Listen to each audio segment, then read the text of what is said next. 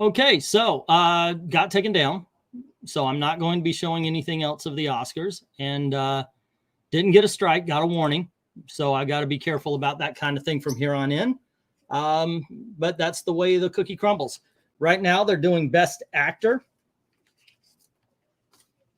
And the nominees on this one, Austin Butler for Elvis, Colin Farrell for Banshees of Inisherin, Brendan Fraser for The Whale, Paul Mescal for After Sun, and Bill Nye for Living.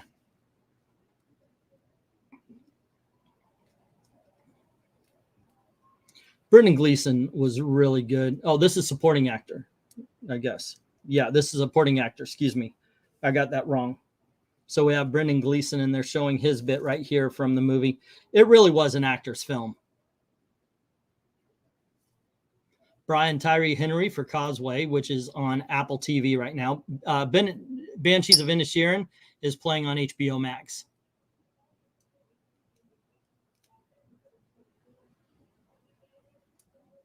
All righty.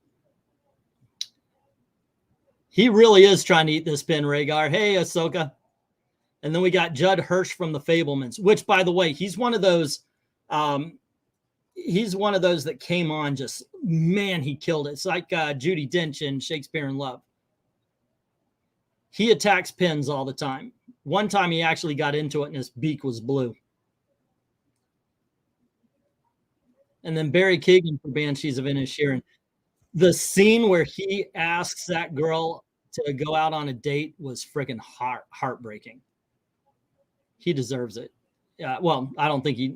Oh man, best supporting actor's got to be Ke Huy Quan, right? I mean, that's who I chose, and that's who they're showing now. And Ke Huy Quan was both mine and Dalton's choice. There you go. Do your little exercises. You're doing good. You're doing good. But I did get a warning strike, so I will not be doing copyright stuff going forward. Ke Huy Quan.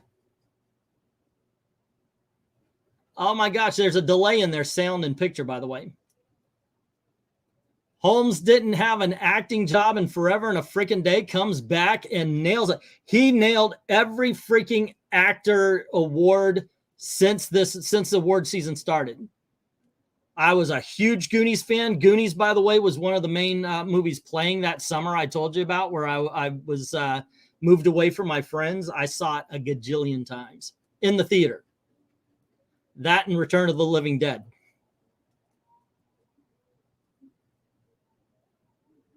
All right, I'm happy with this one. Oh, what you doing, bird?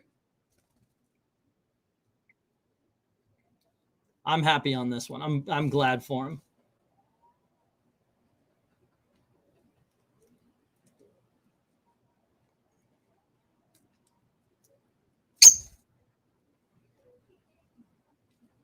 Their sound is off. He says, my mom is 84 years old. She's watching from home. And he goes, Mom, your boy just won an Oscar.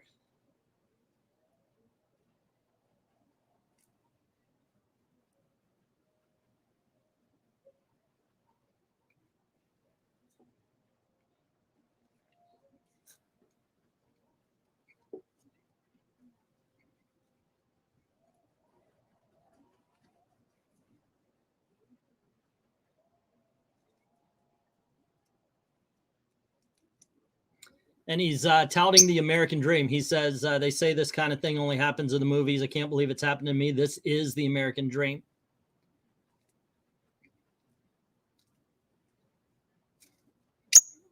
Are you just doing flips? Is that your thing now? Yeah. Yeah. Don't bite my finger now. Do not bite my finger. There's no need to bite my finger. Okay.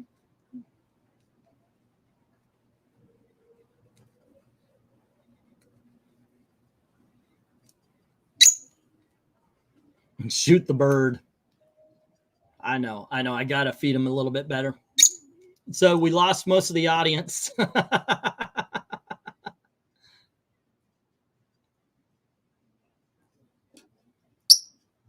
you go. It's okay, boy. You can calm down now. Now you're going to attack my headphones. Hey, Paolo, what's up?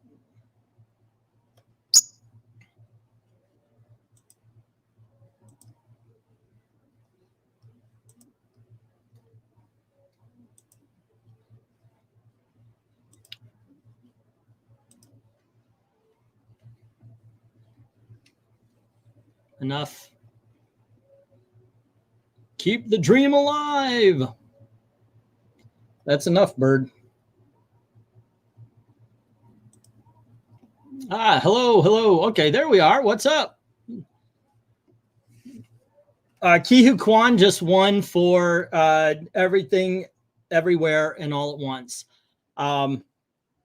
That was the second. The first nominations and first award they gave out was for animation, and Pinocchio won. I don't know how much you guys heard before I was taken off.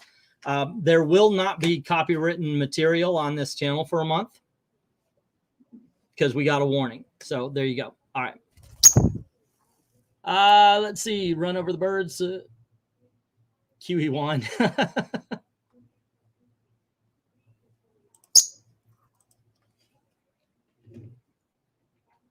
Okay, now they're doing supporting actress. And they just announced Angela Bassett. If you guys want to jump on, talk about movies, there you go. I loved Angela Bassett in this movie. I really did. When we did our where'd it go? When we did our review, me and Dalton, the one thing I said, I didn't like the movie. I liked her. Hung Shao in The Whale was amazing. She really was a powerhouse. I mean, Brendan Fraser, he did a great job. Hers was a little bit more subtle, but she took it there. I know I first saw her as Cook Poo in How I Met Your Mother. Carrie Condon. I don't know if she did such as great a job as people are saying, as much as she was in a great movie and everybody else kind of carried her along. Jamie Lee Curtis. So what do you think?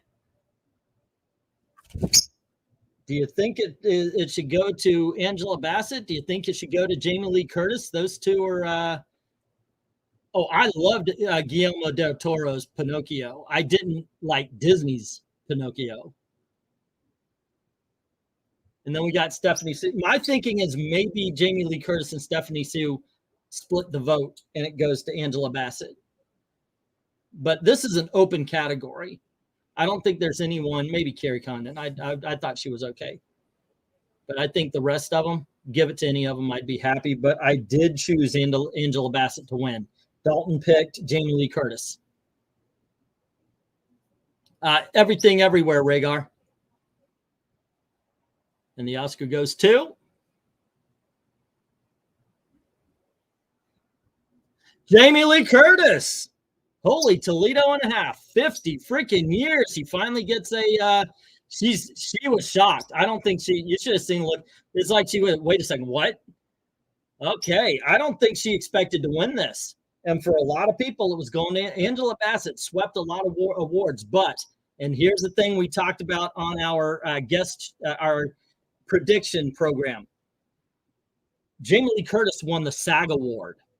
So a lot of times the SAG Award predicts who's going to win the Oscar. I still went against it. I thought they were going to go Angela Bassett. They went Jamie Lee Curtis. I'm not mad at that, but that is a win for Dalton on this one.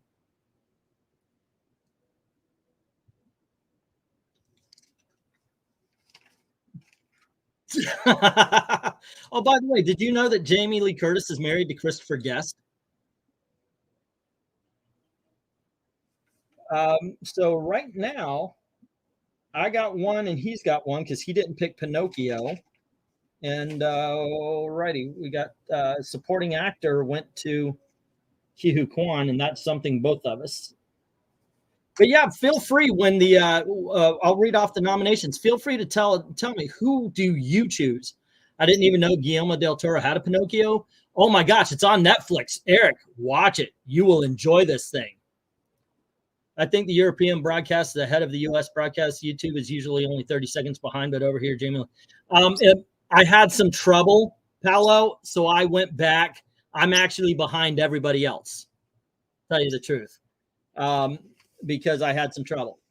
I'm going to try to make it up during the commercials, but we'll see. We'll see.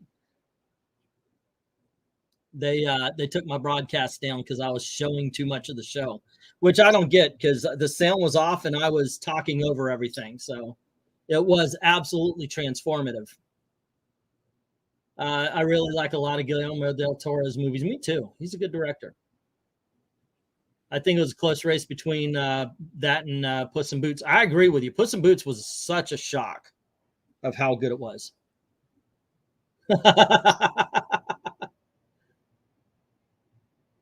She just kind of mirrored Ke Huy Quan's, and she says, I like to tell my mother in heaven that I just won an Oscar. That's awesome. I'm not mad at that. I mean, I did choose Angela Bassett. I thought she did a great job in Black Panther. Black Panther being a bad movie with a great supporting role. But yeah, I got to say, I'm not mad at Jamie Lee. I'm not mad at him for letting Jamie Lee win one.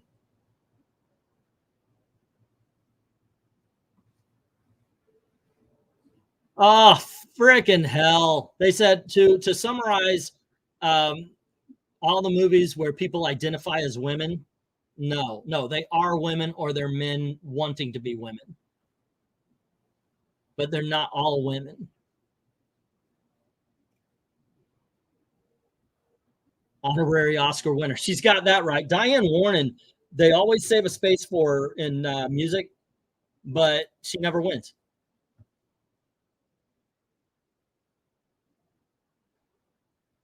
For film editing, I have to say Top Gun. That's where that is actually where Dalton went as well. Let me mark you down here. Right now they have a performance going on. Maybe I could skip it. Can I skip it? I don't see how I can skip it. It's saying it's live. So maybe your broadcast is. Maybe your broadcast is, because I can't skip forward here.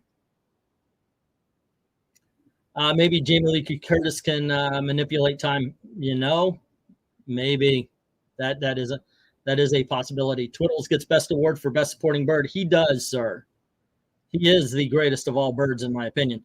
But I don't know. Top Gun, that is something to beat on editing because of how much footage they had, and they had to condense into a film. I chose Everything Everywhere All at Once. But what's going on? I have two sound. Do I have two of them open?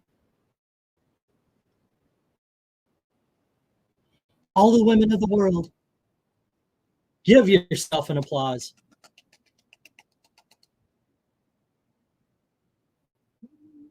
Is there some place where women all of a sudden are oppressed? Did I miss something? I guess I missed it, because I've actually heard this more times than once today. I didn't know that. I'm going to tell Gail, hey, you're oppressed. Go make me a sandwich. I'm pretty sure that's going to go over well. Yeah, well, there you go. Yes, Ahsoka. I guess, you know, here. You're right. You're right. There are places, but you can't mention that because that's racist to talk about that.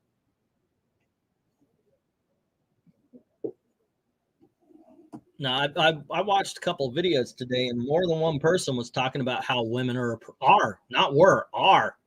in America. Like, okay, no way. Hey, Jay, what's up? How you doing? All right, she just did her song, and then talked about how women were oppressed. They show Mindy Kaling. Somebody slapped her and said Velma sucked, or at least I saw that in my mind. Make me a sandwich soaked with the tears of your alleged depression, says Rhaegar. That's not going to happen. My daughter works at Disney. She works at a sandwich shop called Earl's Sandwich. Really good sandwiches. And I sometimes joke with her that she needs to bring me home a BLT. great sandwiches there, BLTs. So I was dropping her off, and I said, look, I want to give you some fatherly advice. So I want you to be the job, love the job, and take every opportunity you can from the job. Remember BLT. Remember the BLT. She started laughing because so long as she remembers the BLT, I'll be fine, though. My daughter started working 2 years ago, which was something because she is almost agoraphobic. That's the right word, right? She's afraid to go outside. When I used to take her out places, she would be like stuck right on my hip. One time we were at this arcade in Disney, and I was playing some video games. She's sitting right behind me, and I moved over one game, and she stood up, moved over, sat down. And then she moved over, sat. Anytime I moved, she did that. And she would always be playing, like she wouldn't be playing the consoles, just her Game Boy. And she was really bad. So her getting the job in the first place, we were very happy, very proud of her. Now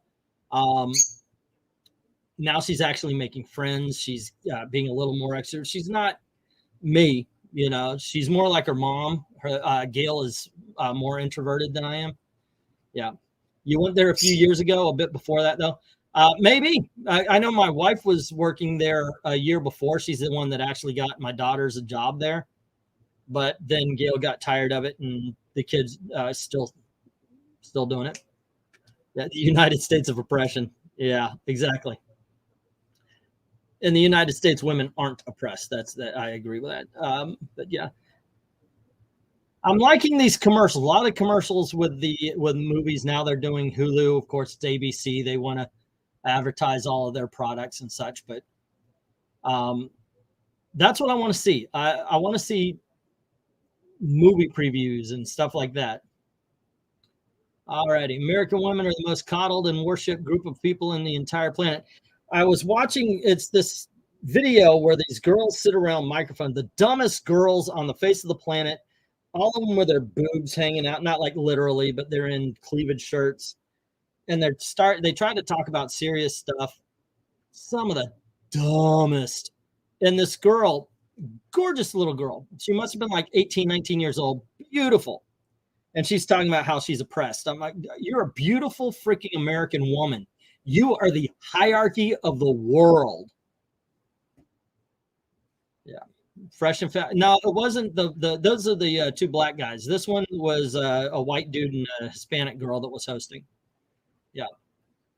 But yeah, this beautiful girl talks about how she's oppressed. I'm sorry, if you're a beautiful girl in America, you are the pinnacle of, I mean, you're everything, right? I mean, you can make people do things for you. It's something. In South Africa, people are attacked if they're white. Yeah. Unfortunately, yes. And there's more oppression going on there than there is here for anyone. But if you are a beautiful woman in America, congratulations for winning the lifetime lottery. Would you call that racist? Yes, of course. I don't care what direction it goes in. I don't believe in saying the words reverse racism. It's racist. Done. So SeaWorld is coming out with what they call a surf coaster. It's a roller coaster that you stand up on. I am excited to ride it. I really want to give this one a try. But if they really want it surfing, because they've got everybody standing straight, they would turn you sideways. But I really want to ride this new roller coaster. Problem is, I'm getting older, and it's easier for me to lose the lunch that it used to be. All right, the Oscars are back. Once again, I got to apologize to anybody jumping on here that I cannot show any of the Oscars. I did. I was talking over all of it, so it was transformative, but they still gave me a community warning. So I've got to watch out for it. I've got to worry a little bit about it. All right, you got a coaster. Now they're showing Tar. All throughout this is something I do like that they do is all throughout the broadcast, they'll show the preview and some scenes from the nominated films. I watched Tar. I thought it was an okay film. I did not think it was a best picture. If you want to jump on, talk about movies of the year or whatever, here is the link.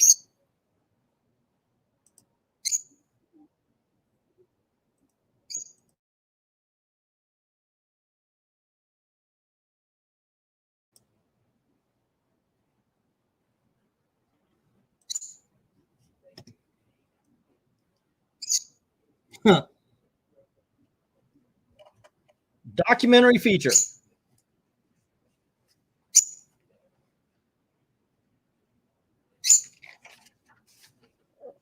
Oh, good one. Okay, Jimmy Kimmel said something funny. He says documentary feature is where we had that little scuffle last year. Hopefully this will go off without a hitch or without hitch, which I thought was a good dig at Will Smith. All right, documentary feature. Okay, there's two movies I like for documentary feature. Fire of Love, which is about two volcanologists who fall in love and ended up dying that way.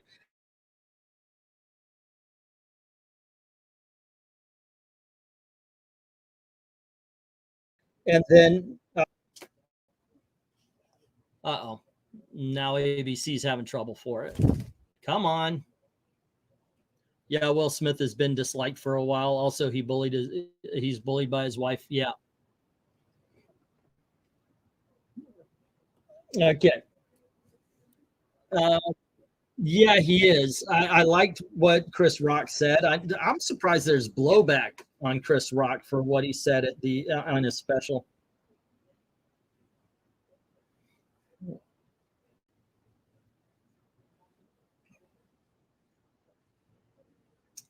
Okay, house made of splinters.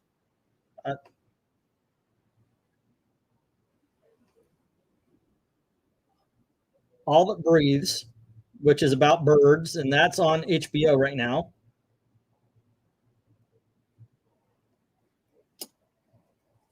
It's foreign, but I like birds. I'll do it. All the Beauty and the Bloodshed. I do not know where that is streaming right now.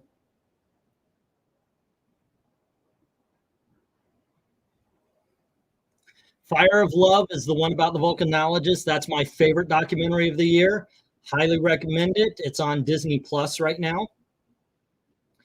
Beautiful imagery of the volcanoes. House Made of Splinters.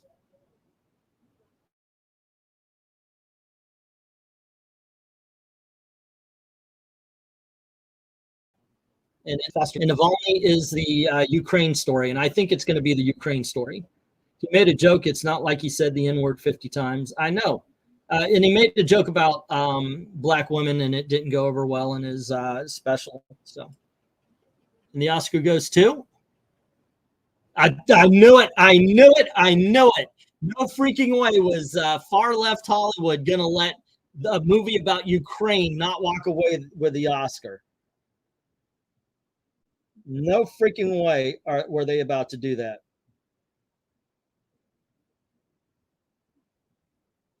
All righty, Navalny had it. Okay.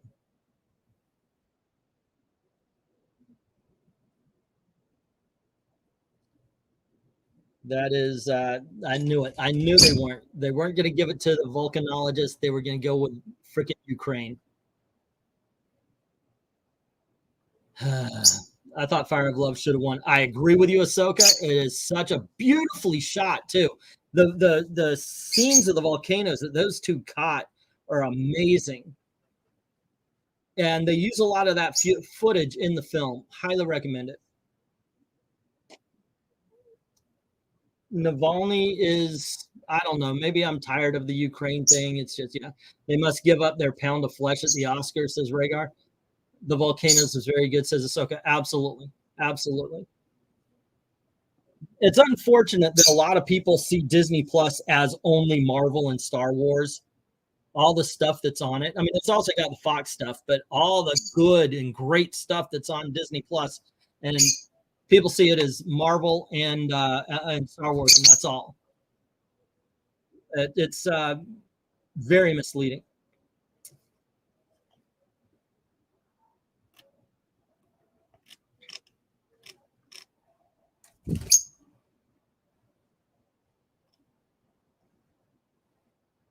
I'm tired of the Ukraine as well. We must not be afraid to oppose dictators. And they're going to give Yulia, who's from the Ukraine, a few remarks here.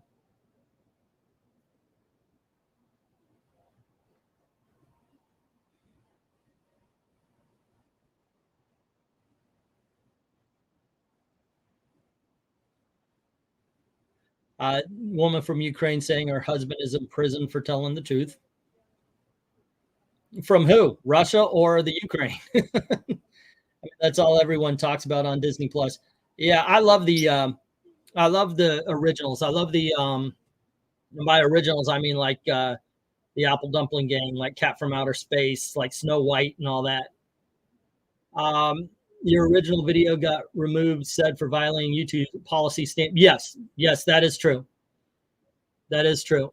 I was talking over it, but they still thought that was too much. So my guess is it was a bot looking for the visuals. Sometimes that happens. Yeah. So for this one, I'm not going to be showing any. We'll be talking. I've left the link in if anybody wants to jump in, talk about the Oscars, talk about movies and such like that, things that surround the movies as well.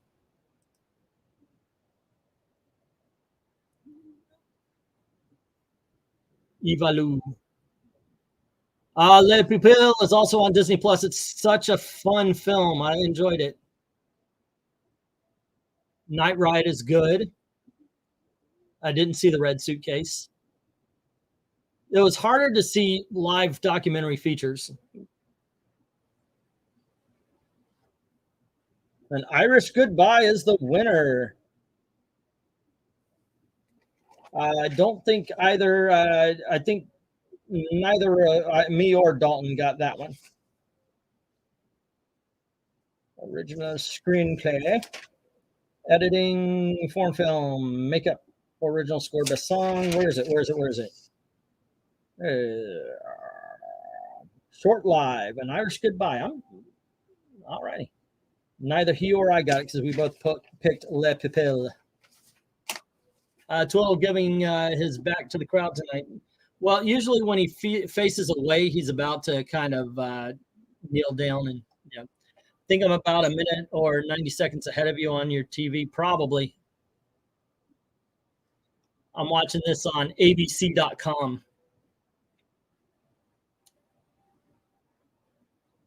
Let's see. The tour, we're not connected. That's Susan or whomever or whatever runs the tubes now. Yeah, Susan Wojcicki or something. I hear she's leaving, but the guy that's coming in is no better. Let's see. An Irish Goodbye was good. Ahsoka, where did you see it? I would love to know. Twiddles will shit on the Academy Awards. He'll shit on my shoulder first, though.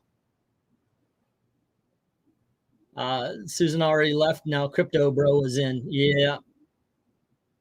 Well, they got the Disney's. They got the Disney bots out looking for this kind of stuff, I'm sure. Maybe if I knew how to get hooked up over on. Oh, I need 25 subs on my Rumble in order to live stream. That is something that they said. So, let me give the link here.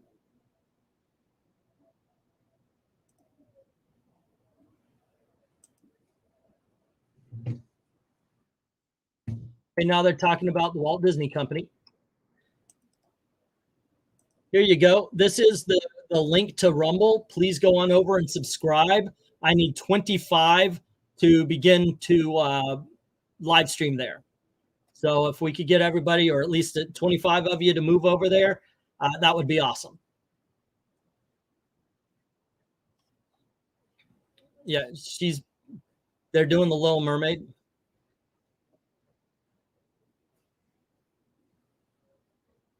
Okay, first of all, I want to address this whole Ariel thing. Yeah, she really does look bad in that red dress.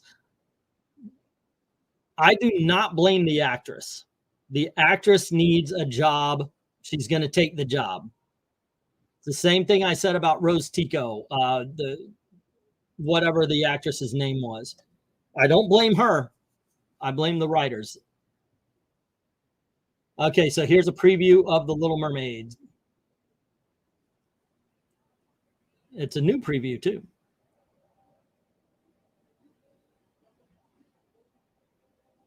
All righty.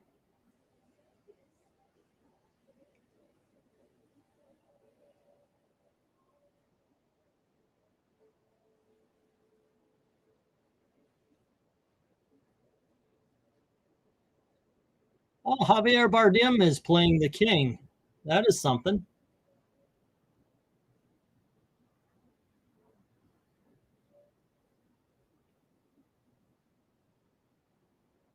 I don't know. Melissa McCarthy can act, by the way. She's been nominated a couple of times. But dude, Queen Latifah was my choice. And she did the live version, but Queen Latifah, I think, should have been Ursula. This preview is a lot more colorful. I think they listened, because that last preview looked like it was filmed in a mud hut. It was just so ugly.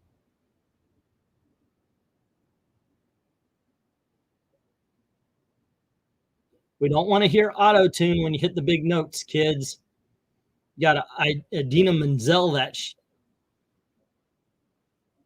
Oh, by the way, I would expect Ariel to smell like seawater and brine. I don't think that she would smell very good, in all honesty. That's just a little bit like, I remember when I went to a convention and there was these guys dressed like the Justice League. Oh, that's really cool. Let me take a picture. They smelled like pit stains and sweat. It was horrible. And I thought, wow, this must be what they really smell like in the superhero universes. Rhaegar says, I'm not watching the movie anyway, so I don't care about The Little Mermaid. And Rhaegar saying, again, he says, let them do what they want. And yeah, don't attack the actress. Yes, they just want a job. You know, and yeah, if you don't want to see it, don't see it. Simple and simple is that. I'll watch it because, you know, I'd like to review movies and such. So. Okay, a swarm is coming. What is this? It's going to be a commercial for something, right? Yeah, it's Hornet. Wait, wasn't that an AMC car? Wasn't there it's the Dodge Hornet. Yeah, was that a 1970s car? Old people out there? I don't know. Let's see. Isn't Little Mermaid Lil Wayne? Yeah, actually, they're the same, one and the same. Lizzo as Ursula would have scared away moviegoers. Yeah. I heard that Lizzo was actually very knowledgeable about music. Like, she went to college for it, and she's got an education. And I think, wow, I saw her with the flute. You remember the flute incident? And I saw her playing it, and she was fully dressed, and it was so classy. And then it shows her on stage, and she starts twerking. Why? Why do that? You know that. You know what you're doing. Superman doesn't sweat, so he'd probably smell okay. I guess, maybe. Alrighty, so they did all their Hulu stuff. We're back at the Oscars again. Back in the village again. Iron Maiden rocks. I do not. I am not. Yeah, there was an AMC Hornet. Yeah. And as we had one, by the way. You cannot kill the AMC cars. Okay, so now they're showing the All Quiet on the Western Front footage. Once again, getting all the movies that were nominated out there. All Quiet on the Western Front is on Netflix. I liked it. It's very good. I was surprised at how many Oscars it won or got nominated for. If you've seen it, by all means, let me know if you liked it in the comments. Yeah, how do you feel about these movies that made the nominations lists?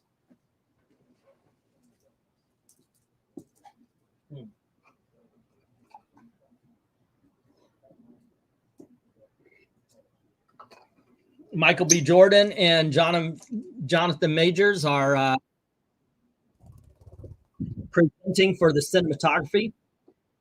Jonathan, he has long tails. I like that. He's kind of changing things up.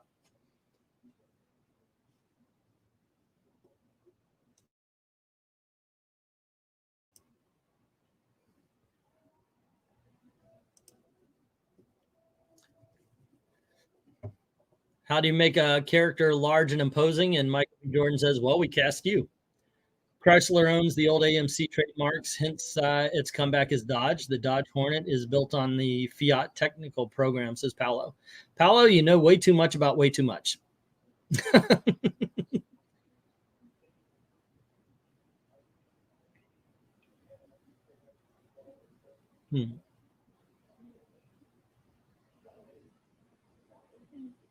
Yeah, the cameras back in the 30s, they were freaking huge. We had a couple, when I worked at Alfred Hitchcock and Universal Studios, we had a couple of 1950s cameras, and they were freaking massive.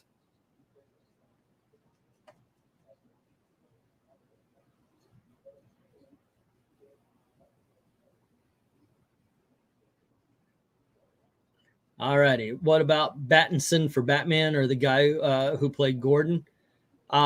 I'm sorry. What are we talking about? I thought they were like they worked well.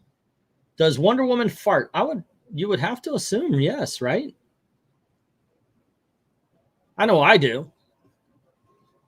I had I said I had Elvis for lunch because I'm reading it, but I had ribs for lunch. Are you kidding me? This side of the camera? Woo! I'm surprised the bird's still here. Okay, so we got cinematography.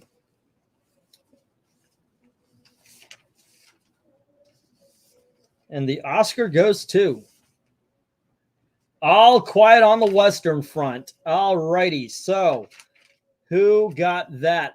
Both me and Dalton picked Elvis. So neither one of us get that one.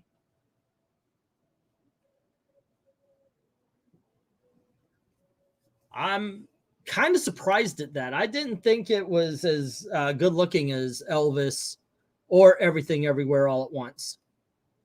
If you have a digestive system, that's true. I did hear that Wonder Woman was, I haven't seen it, but I did hear that Wonder Woman was going to be in Shazam 2. I'm in, but I was in before. Yeah. She does, but it smells like fresh baked cookies. I would assume that about Gal Gadot. Yes.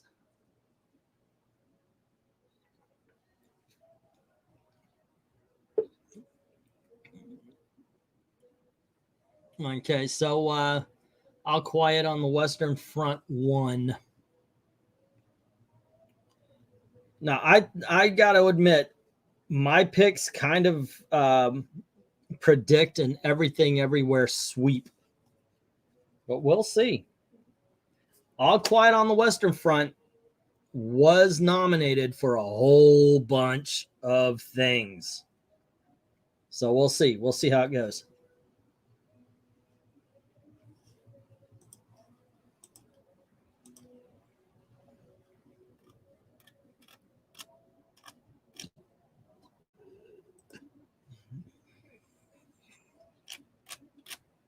All right, let's see.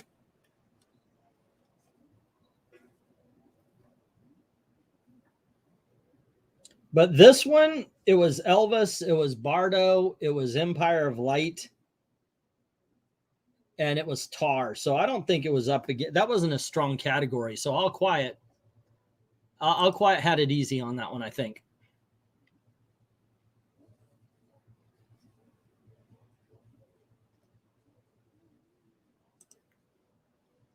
Donnie Yen is presenting.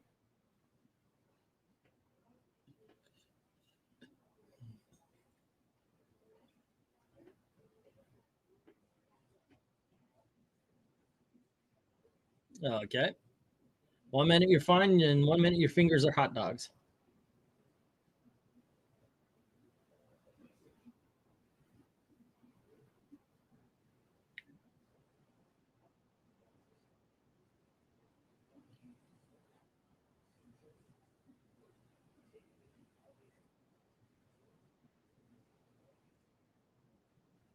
Okay, so they're announcing the performance of This Is the Life from Everything Everywhere All at Once. And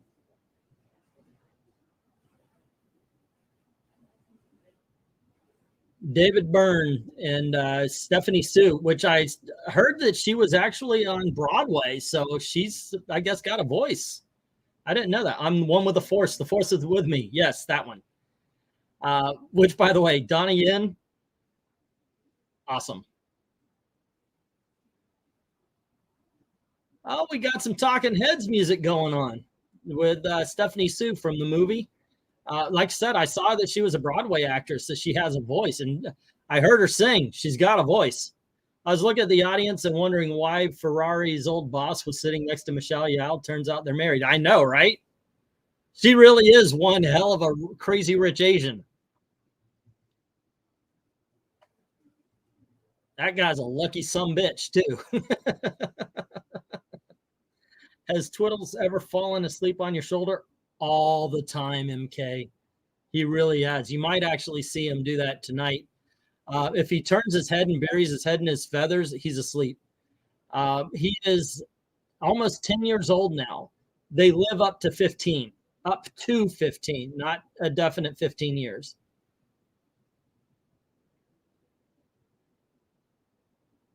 So Gail is very nervous about him, to tell you the truth.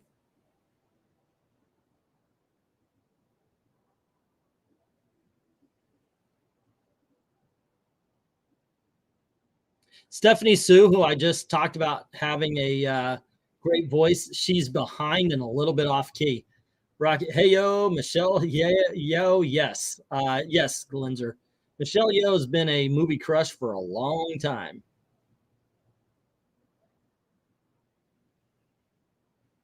They gave David Byrne the hot dog fingers.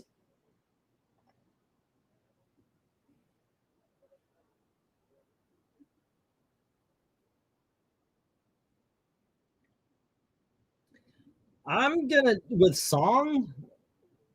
I do think it's down to the Rihanna one. Who do I have for song? For let's see, what did I have down for song? Best song? Oh, for me, it's Natu. I want to see Natu win. I want to see that performance too. You guys might just see me go quiet or I'm just staring. Yeah, beyond the sausage hands. Yep. Once again, if anybody is that you got yourself a mic, you want to talk about movies and stuff that surrounds it. Whoops, I was about to share my Rumble account, but there you go. Let me invite you here.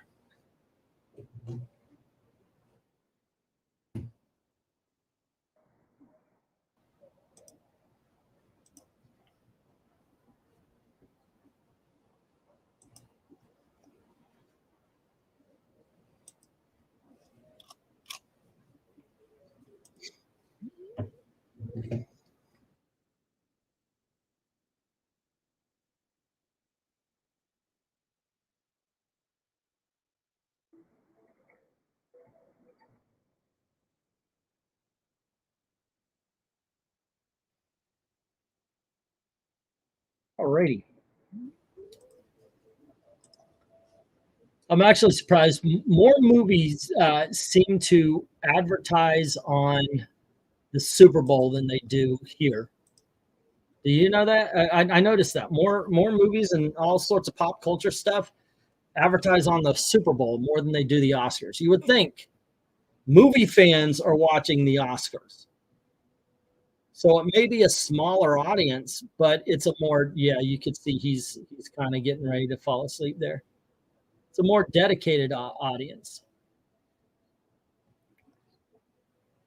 All righty. Let's see. Hey, Ahsoka.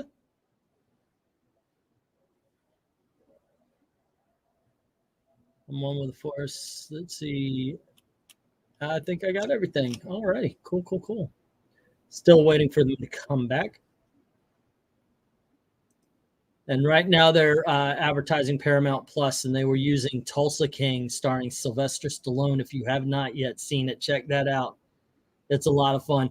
One thing I think is weird is that nobody in Tulsa has a gun. Like he shows up, he smacks people around, then he's like, I'm going to be back tomorrow. Okay, well, I'm going to have a pistol. I'm going to shoot you in the head. You try to hit me again. I haven't equated the Oscars with movie fans for a while, says Glenzer. Except they are. I mean, outside of our culture war, normal people aren't involved in it. I mean, they are. They don't know they are. But yeah. Okay, they got the prank panel, and it's Johnny Knoxville, and Precious, and that dude from the shooting meme, the black guy who's really pale and he's got the high hair. Yeah. What's up, Tillum? Movie fans don't mean Oscars. That is true. I mean, look, you guys heard what I said earlier. I lost faith in the Oscars a long time ago, same as everybody else, but I still watch. Especially now I've got the movie channel, although I'm streaming on the non-movie channel. It's amazing how birds fall asleep like that without having sprained necks. Yeah, he can twist his head all the way around, but yeah, he's asleep now. He's let himself he's drifted off. He's a cute bird. I love this bird, man. I do love this bird. The rule is that nothing can happen to him on my watch because Gail will blame me. But yeah, birds can turn their head all the way. Or they can't do a 360, but they can do a 180. Yep.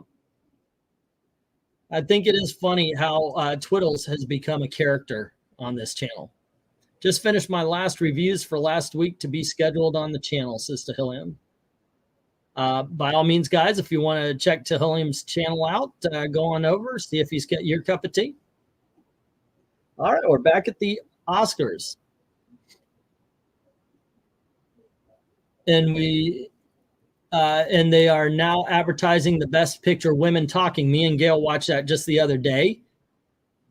It really was a movie where women talked incessantly. It's actually pretty good. They are attacked. They've been raped. They've been used by men from another village, and they're having a debate. Do they stay and fight them, or do they leave? And that's what the movie is about. Connolly, mid-50s, and still dodging that wall. Hell yeah. I think she just sprinted over it. She stepped over it. Last of Us last episode is on HBO, so you can nobody cares about the Oscars anymore, says Cartoons and Comics. You don't have to be here to announce that. Just don't be here. And you're saying, hey, yeah, but the Last of Us. Yeah, but seriously, if you don't if this isn't your thing, I'm not forcing anybody to hang out. Once again, there's no reason to shit in somebody else's shower. Let's see. Connolly, mid-50s. Yeah, she's a gorgeous woman. She got too skinny. I don't think she's too skinny, but yeah, her head you know what? You're a little bit right on that. I think the way she looks right now, it looks like her head was put on another doll's body.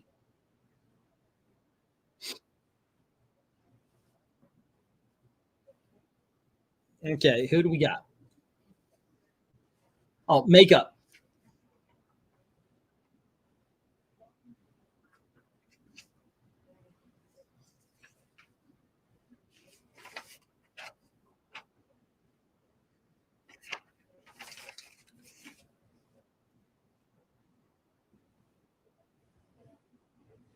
We have All Quiet on the Western Front, which had a lot. They had a lot of bodies to do and such.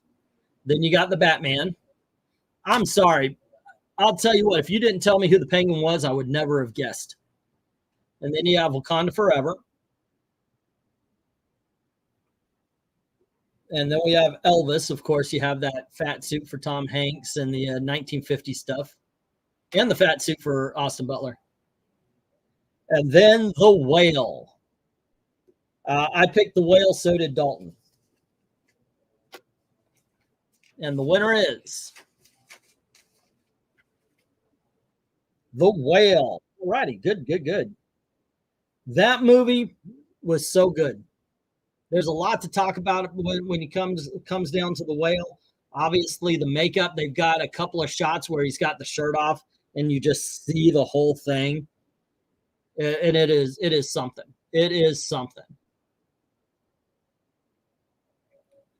And they were just explaining how they wanted to put on that fat suit that really allowed for him to act, and he does. He really does. He knocks it out of the freaking park. Find it funny how out of every comic book movie we've had only 2 actors win Oscars. Both played the Joker. Yeah, that's true. Angela Bassett kicked all sorts of ass, though. My mom and dad used to watch into 2011. They became too long, used to be 3 hours. Now it's like an hour thing. Last year it was, I think, a little bit over 3 hours.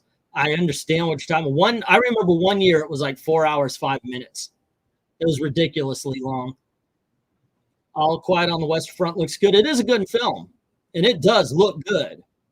So 2 years in a row have Black Panther nominees that are remake or BP nominees that are remakes. West Side Story. Oh, Best Picture, All Quiet on the Western Front. Yeah, both of them very good, though. As a matter of fact, I like Steven Spielberg's West Side Story better than I do the original in the 1960s, and I love that film. Such a believable fat. Exactly. Brendan Fraser starring in Blast from the Past. Good movie in its own right. I enjoyed that one. That was pretty good. I liked Airheads too. That's a movie that doesn't get mentioned too often. I think it deserves a little more attention.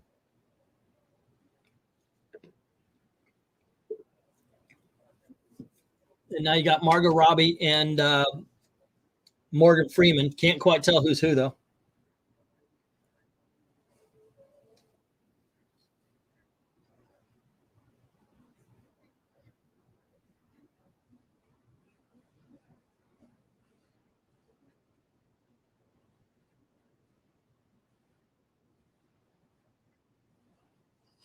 Okay.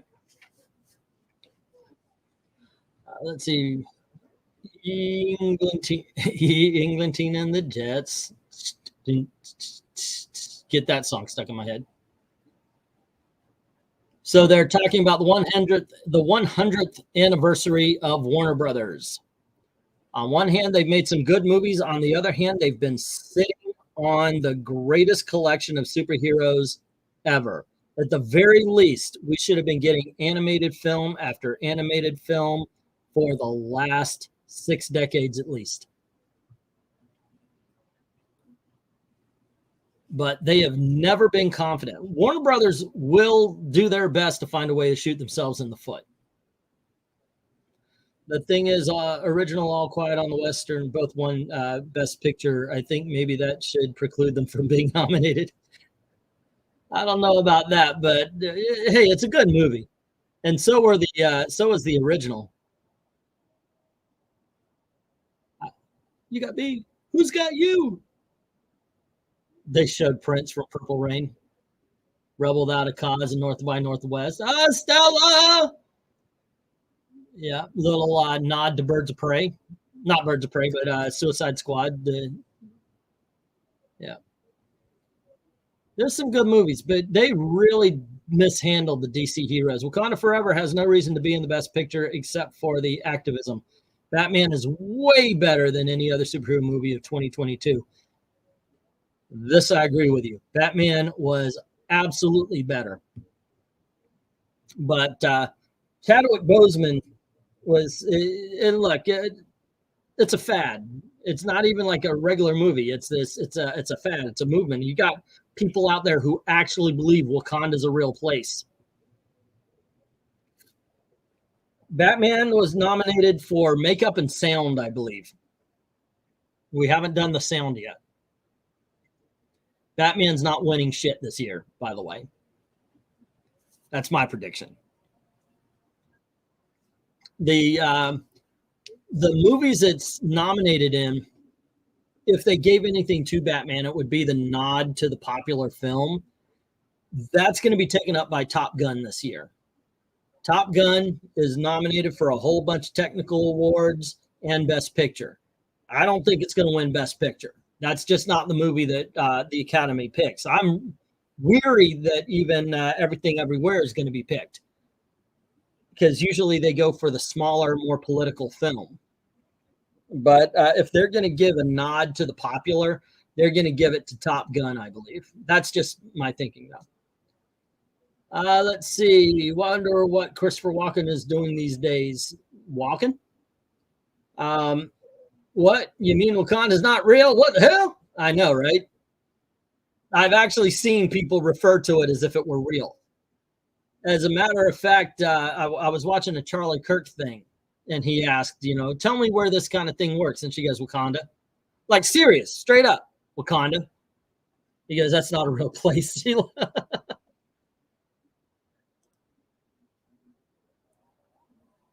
Only Murders in the Building. Is that season 3?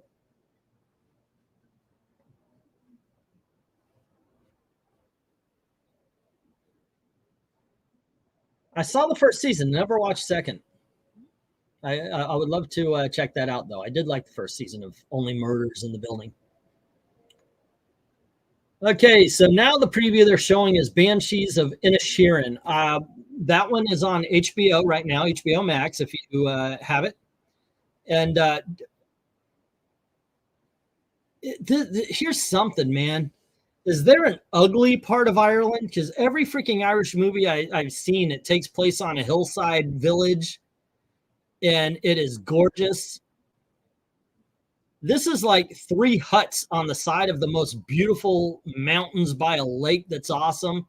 It looks like an incredibly oppressive place. Not oppressive like Antifa calls out for oppression, but just, yeah. Banshees of Ed Sheeran, yeah. Oh, and they brought out the donkey. Looking good. Anyway, it's a gorgeous looking movie, not just for the donkey.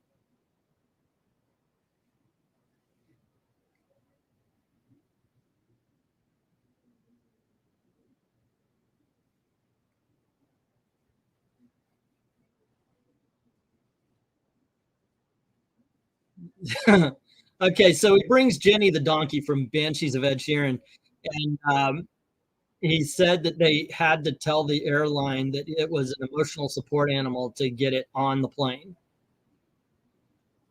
North Ireland or Ireland? Ireland? I'll tell you, it's Northern Ireland. Been watching anything good on Netflix? I've been watching. I rewatched The Walking Dead. That has proven to be good. And we just watched a horror film. A bunch of Japanese kids are reliving the same day and getting killed, and they'll be able to move on with time after they destroy this entity. And it was actually pretty good. 25% of the Irish population living around Dublin. Most places on the island are fairly deserted, says Paolo. All right. Yeah, Julia Louis-Dreyfus is not an unattractive woman. She is in her 60s, too.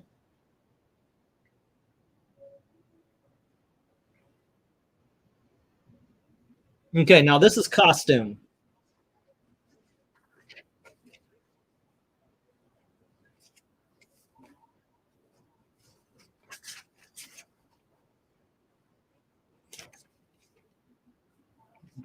All right. They have costume examples kind of spread across the stage. Yeah. One year they had a fashion show. I kind of like that, but it didn't go over well with the Gen Pub. And the nominees for Best Costume: Babylon, which is a gorgeous film. The movie's not bad. Black Panther, Elvis. You don't think of that too much, but yeah, they had to create a lot of stuff. Everything Everywhere, which was had some crazy looking costumes. And then Mrs. Harris Goes to Paris, which to me is like, well, we need to put a 5th one here. And the winner is, I don't say Oscar goes to, Black Panther. Are you kidding me?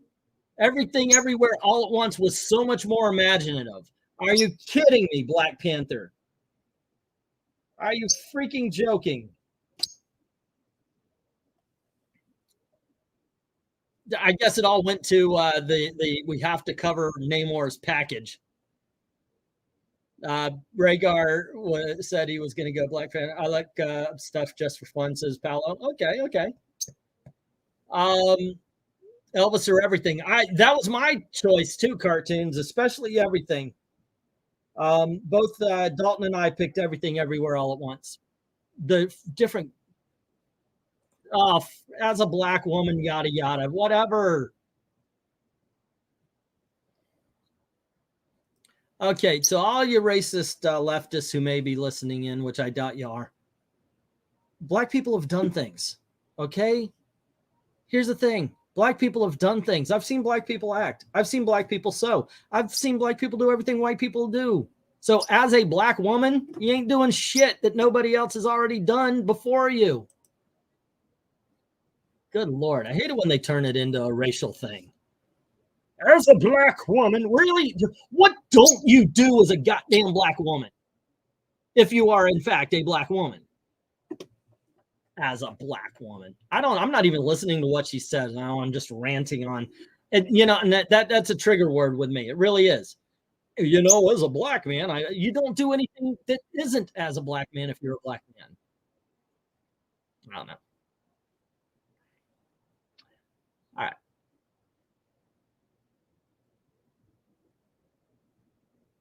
right. Let's see. Still believe the Oscars mean anything? What are you talking about? You have to define what I said to make you think otherwise in order for me to answer that question. Okay. You knew that it was going to happen because of the diversity comments.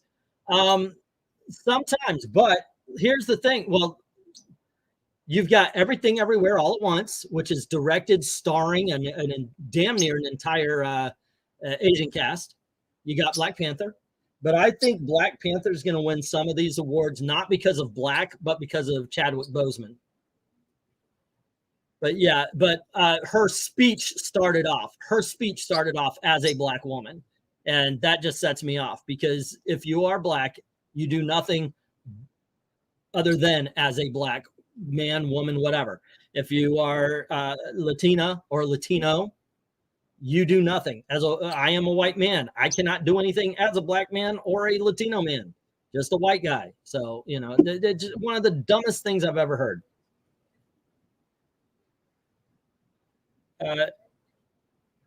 It's important for black people to be attracted to the beautifully rich mythology of this fake country created by two Jews. Watch Wakanda Forever beat Avatar 2. That would be something, Ash. That really would. As a black woman, she's not allowed to drive or vote or own property. Get with the program. Oh, I'm sorry. This is what I wanted to see. Here, I can't show it, but here's the performance of Natu Natu. I love that segment of the movie.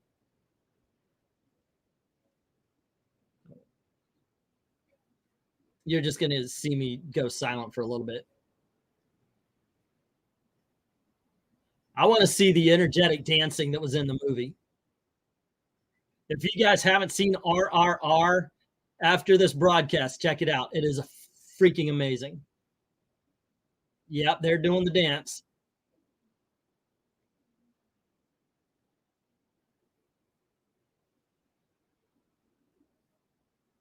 This movie, by the way, absolutely does not like British people.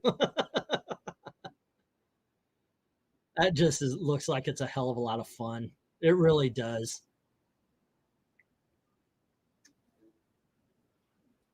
As a black woman, Rachel Dolezal. By the way, I was a cab driver at one of the what was it, NAACP, one of their meetings that happened at the Orange County Convention Center when she was a speaker.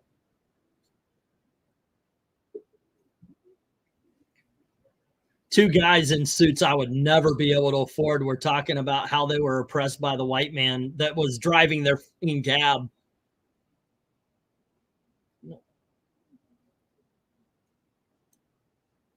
excuse me, ribs. You got to give it to what is this, Tollywood? It's not Bollywood, it's Tollywood, a different part of India, but you got to give it to them for their musical sequences and their dances and such. It is something. RRR has a few musical sequences. One of them is this one where they're all they're having like a dance off with the British, and then the other one, this guy's getting whipped and he starts singing like a power ballad. That movie is crazy bonkers.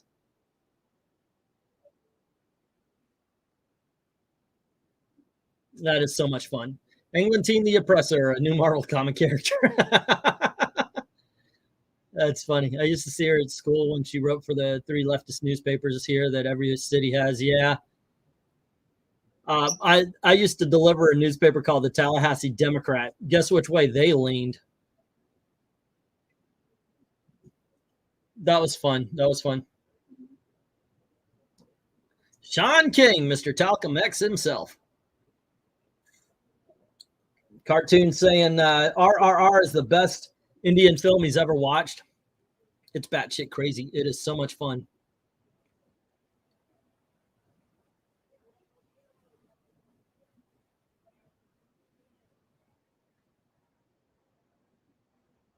Autodesk? Huh.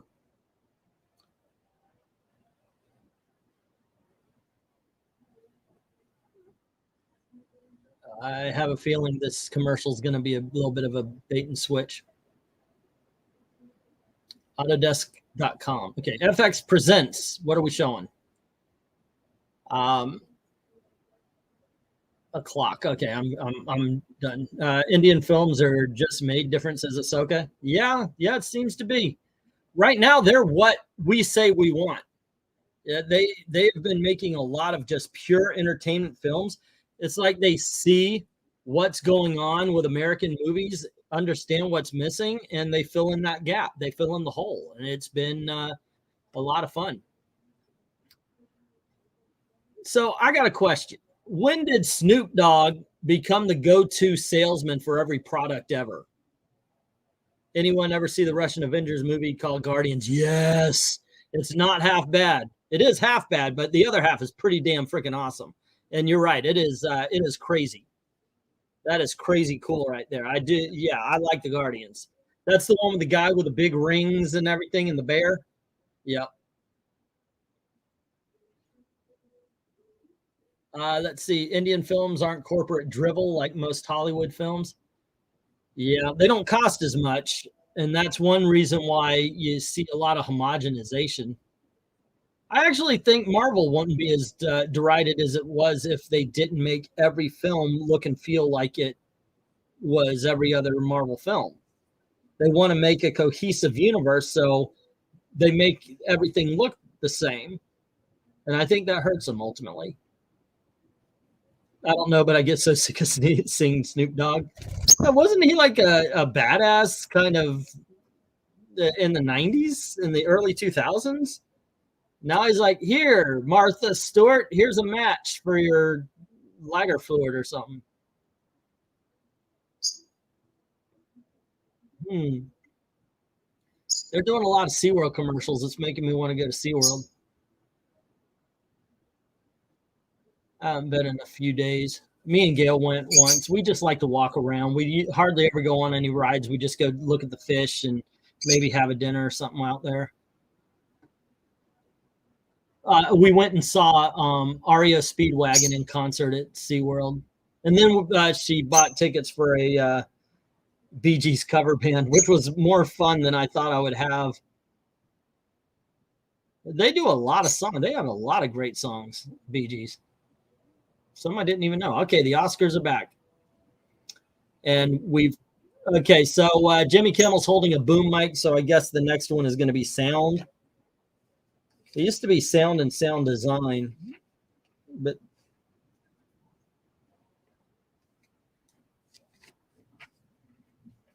alrighty. Sound.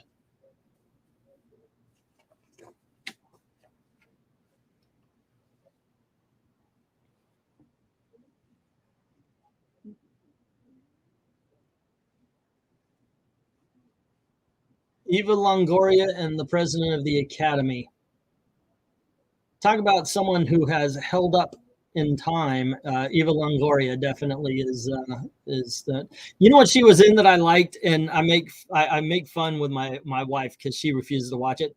There was a movie about Dora the Explorer not too long ago that was actually fun.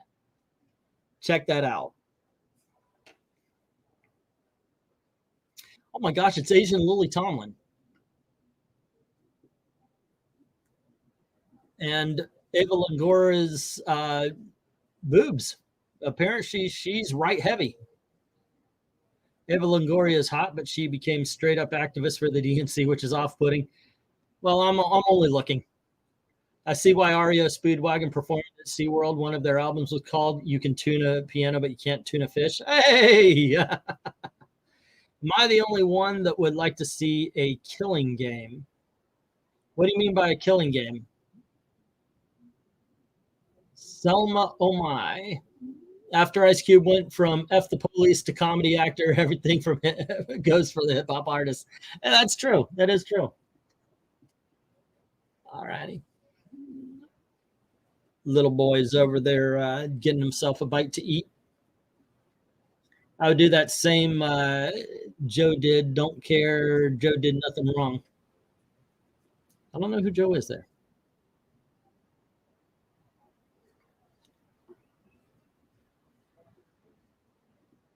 You tell the diverse and inspiring stories.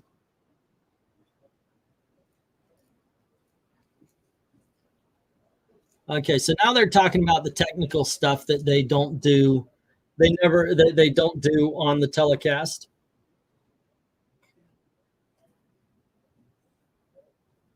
I would like to go to the a museum like this where they've got just a whole bunch of movie props.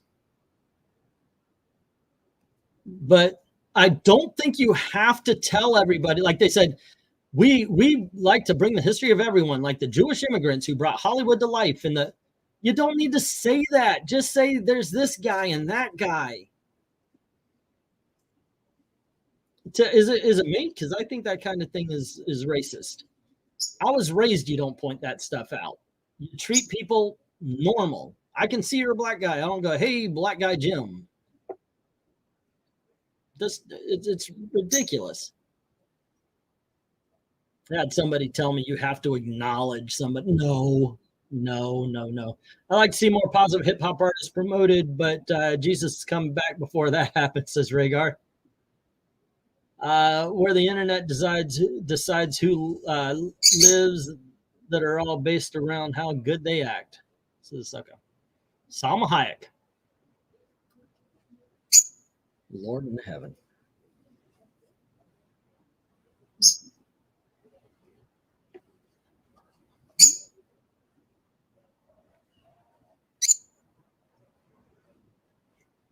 Salma Hayek definitely is like fine wine. From The Last of Us, he shot in the back, surrender people. Okay, I don't know what that is. Okay, and these are the best foreign films up next.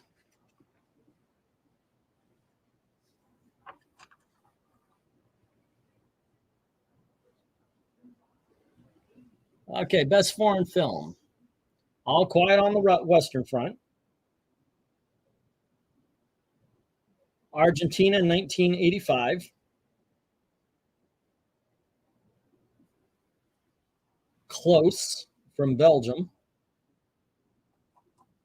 And Poland had EO, about a donkey. And then Ireland had The Quiet Girl. It used to be foreign language films, so Ireland wouldn't have been in there. All Quiet on the Western Front, and I am not surprised at that one. Both Dalton and I picked that one. My guess is this is that movie's moment. I don't think it's going to win Best Picture, but I think this is its moment. This is what they're going to give it. Let's see. I think it could sell well, but no one was willing to try it. Let's see. That's Ahsoka. Rhaegar says Salma Hayek is like she could be a good amount of crazy, and I would still be like, I'm getting used to this. Yeah, she's gorgeous. She's absolutely gorgeous, and the dress is good too. If Hollywood is so inclusive, why do they need a best foreign category? I recall Parasite winning. That is true. But it's like a category. You could say best comedy, best drama, best action film, and then still you have your very best picture. It might be one of the ones that you nominated for the other categories, but this is best picture is still best overall picture. You do it like a mockumentary where the stuff is documented as fake serial killer use the internet to decide who dies as Ahsoka. Now, what is this? It's a game show meets Saw style stuff based around the Oscars. Huh. Well, that's the Killing Game you were describing. Okay. I never heard of it. Never heard of it. If sounds interesting though. Yep. Okay. Here we go.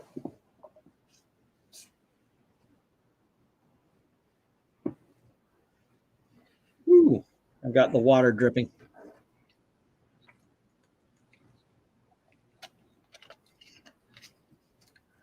The best part about the Eternals for sure was Salma Hayek. Yeah, I can see that. Aren't they doing Squid Game? I heard they're doing a Squid Game sequel. I hope they are. I like to see it. Although it ended satisfactorily, I guess. I don't know. Yeah, I mean, it's something that hasn't been done. The Killing Game could have been a good title if not already taken.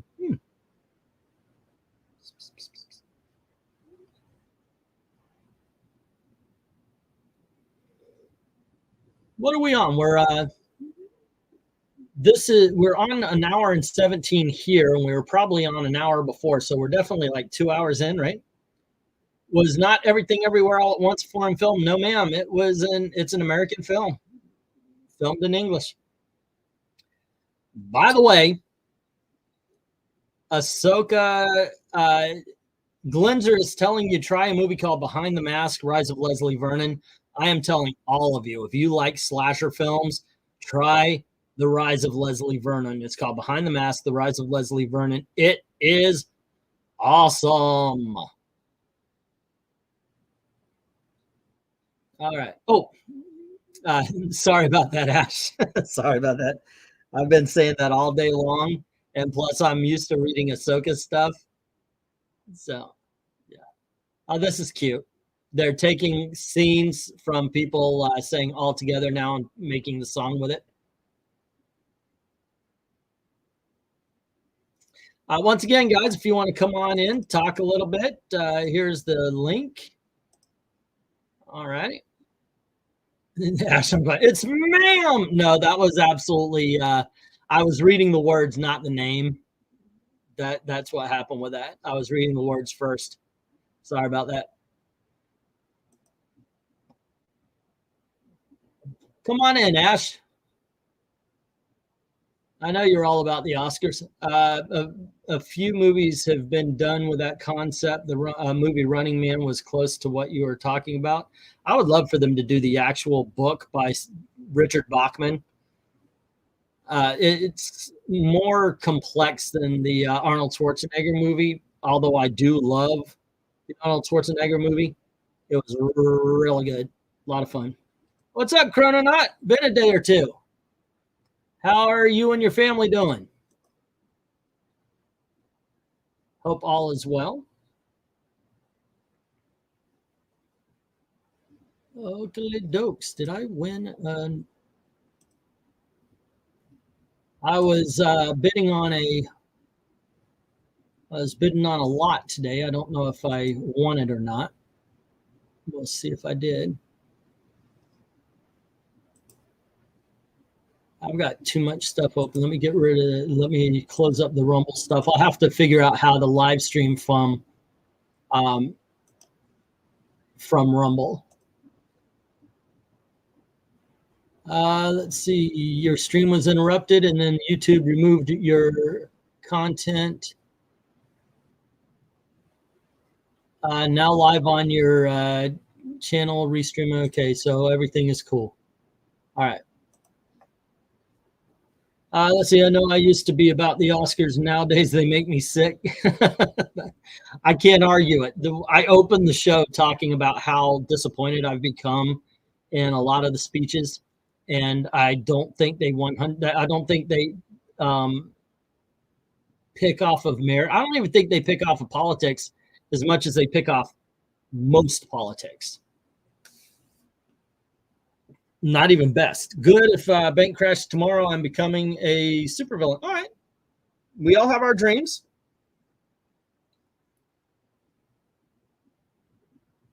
Okay, and now we're doing the preview for the Fabelmans. Fabelmans, all I know right now is Fabelmans is on pay-per-view, I guess. It's a fine film. Steven Spielberg did his life story very well. It's a movie about movie making. It's about the camera and what it can capture and how that can change lives more than it is about Steven Spielberg's life. But it is about Steven Spielberg's life, and it is it's done very well. Not my favorite of the Best Picture Award nominees, but it is done very well. It's a good movie.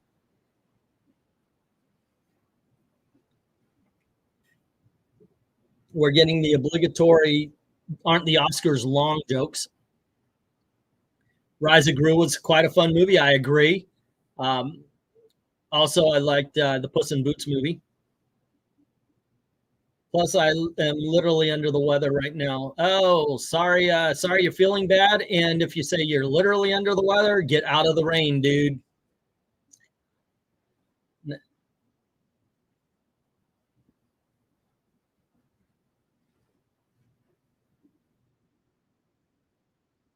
Okay, so the presenters is Pedro Pascal, and I missed the female who is with him. Oh, it's Elizabeth Olsen.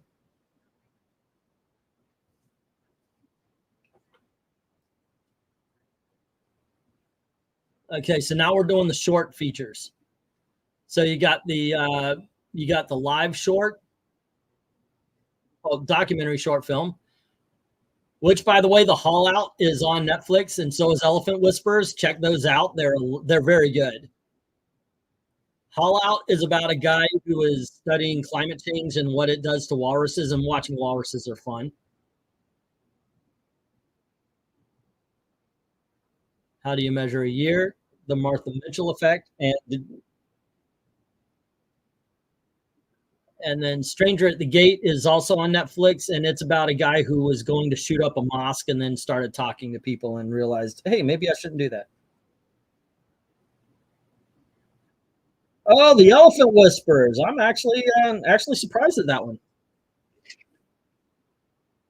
I didn't. I thought it was going to be the shoot. The what was it? The one at the gate. Stranger at the Gate. No, I picked Haul Out. Dalton picked Stranger at the Gate. All righty. But it is about more than just one thing. So I should have known. I should have known it's always the most politics, not necessarily the best politics. All righty. What do we got? Ahsoka solve it, and they find out the truth about the narrator, someone who sounds like some famous person is a killer, and his first victim was a person he sounded like. I am literally under a roof safe from weather, says Rhaegar.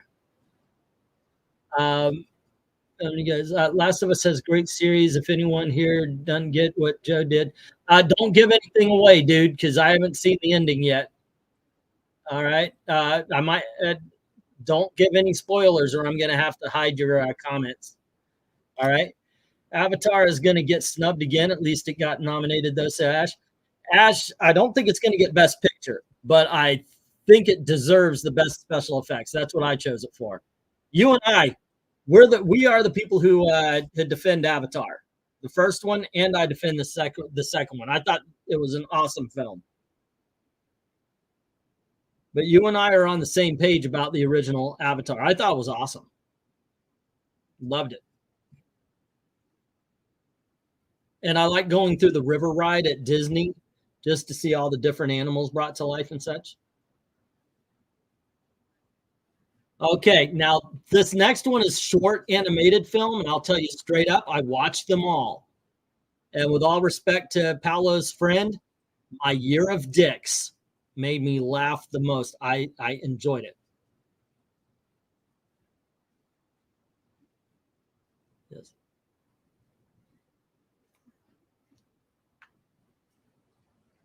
Flying Cellar looked good. The Boy, the Mole, the Fox, and the Horse, I swear to gosh, it is an animated meme fest.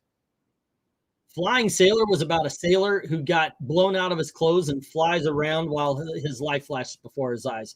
The Ice Merchants is just oddly awesome. My Year of Dicks is about a woman who, or a girl, a young woman who wants to lose her virginity. And an ostrich told me the world was fake, and I think I believe it. Is basically about a guy who just is tired of working cubicles and so forth and so on. I knew The Boy, the Mole, and the Horse was going to win. I knew it was. It is the least. It was the worst written, in my opinion. It's the worst of the short films because it's stuff like the whole dialogue. That's beautifully animated. Don't get me wrong, but all the dialogue is stuff like if you don't master your fear, fear becomes your master. You know, that's the dialogue style that this is going on with.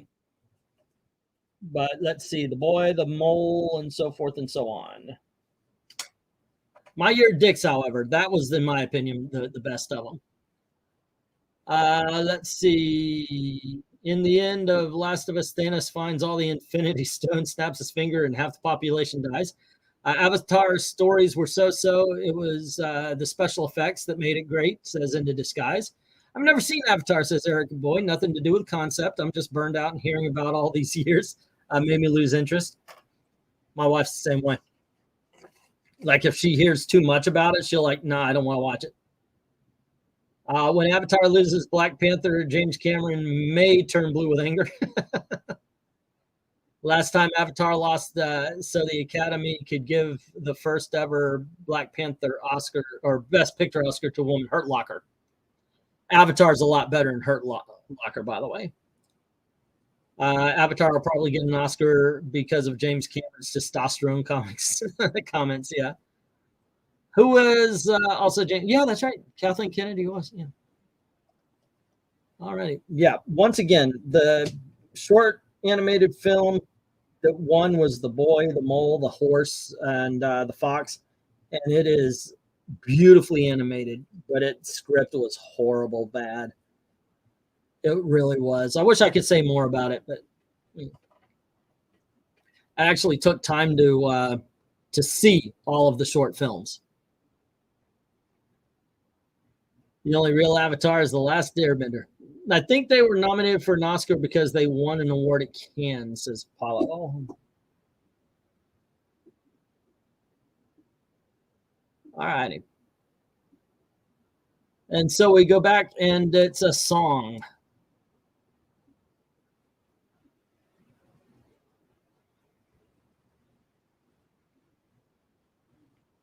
Okay, so it's the Lady Gaga, her song for Top Gun.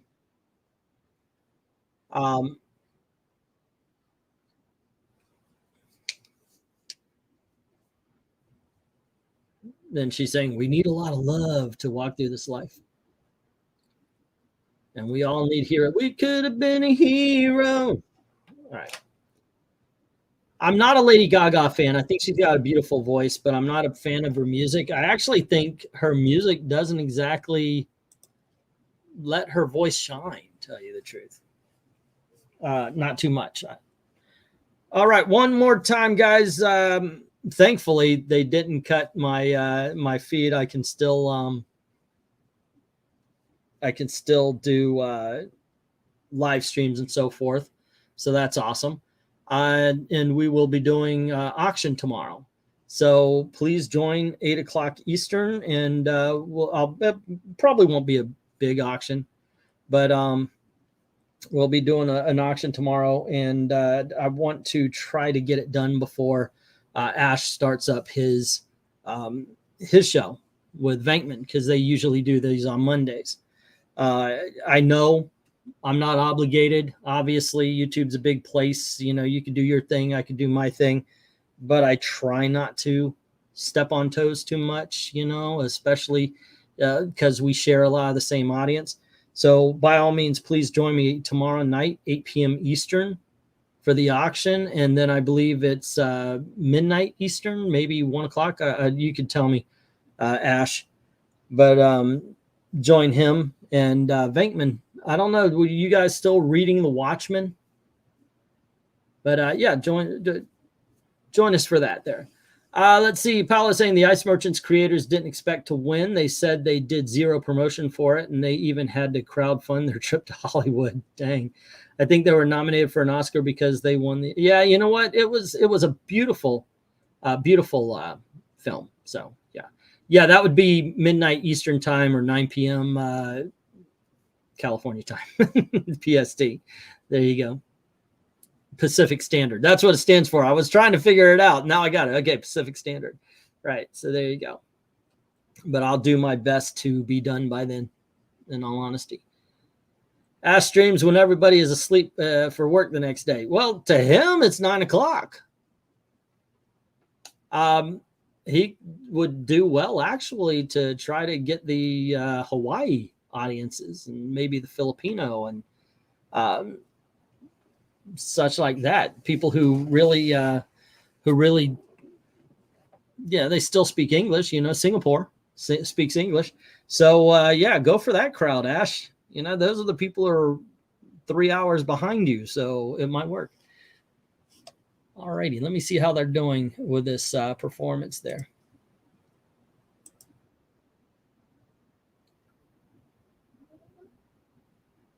Yeah, I turned it off so I could actually talk and not have that distraction in my head here. You doing okay, little birdie there? You doing okay? Look at you. You got to say, he's been pretty good. Twiddles, the world Twiddles. He's been doing all right. Yeah, but I think Lady Gaga, man, I did like the way her voice sounded in that song, The Shallows, which, okay, it was good for a little bit, then got way overplayed. All righty. And let's see where we stand.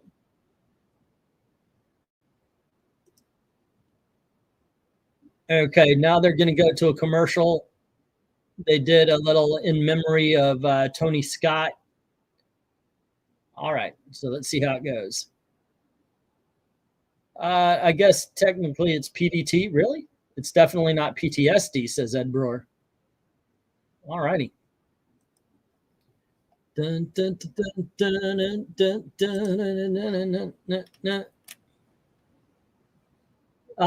see. On Geeky Puppet Show, they did Nick Fury versus Hitler, is what he wrote it up as. And this is Fantastic Four number 292. So if you haven't checked out the Geeky Puppet Show for that as well, after the broadcast here, go check that out. Lady Gaga is fine, but you know what else got overplayed? That song from A Star Is Born remake. It wasn't. Yeah, that's what it's The Shallows, right? That's what it's called. Okay, then Melissa McCarthy's doing a freaking booking commercial, and she's singing. She's not great. And this one more reason. When I heard they were going to remake Ariel, look, they're going to do all the movies. I get it. I would prefer them not to. I thought Queen Latifah should have played Ursula.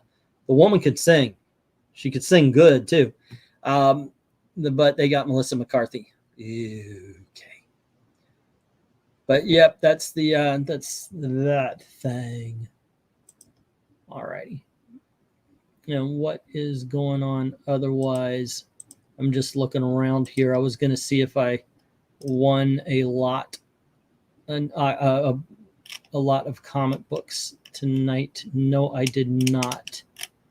I was trying for it was a Justice League Batman. There were more modern stuff, but nobody's selling the stuff I'm looking for. So tomorrow I am looking at a Batman Superman lot, Punisher Iron Man lot, and a Doomsday Catalyst lot, some independent comics. So fingers crossed one of those happen.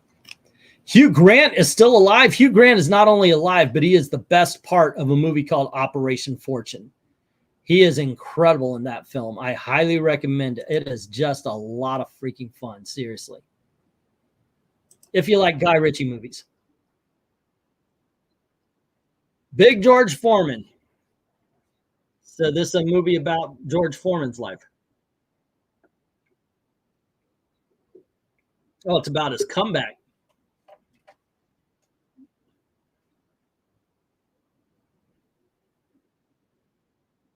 This is after he created the George Foreman grill.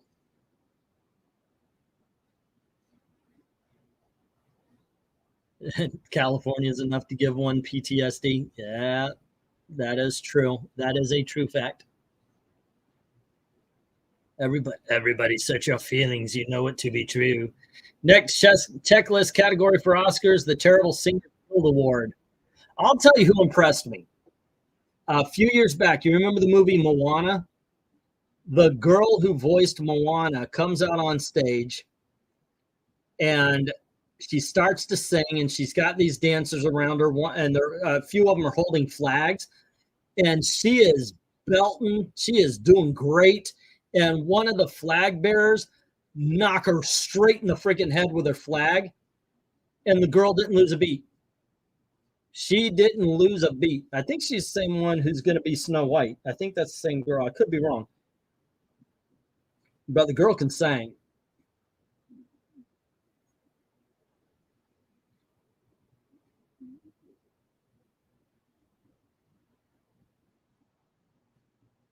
Okay, now they've got to promote Jimmy Kimmel's show. And we're back to the Oscars. I retweeted a thing earlier about Hugh Grant being a little too passive-aggressive about being at the Oscars this year in an interview. I thought it was funny. Oh, I'd like to see that. Oh, now they're doing the preview for Triangle of Sadness. That movie is wild. That movie got me sick because of all the throwing up. It is hard to describe. It's that movie. It's the movie this year that's just hard to describe. I can't recommend it to everybody because it is definitely an acquired taste, and it's about class.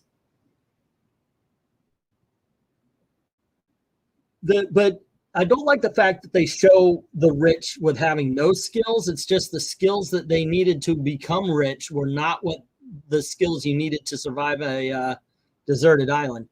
Next up is production design. Now, production design is sets, basically. Breaking it down. And here we have Hugh Grant and Andie MacDowell. Okay.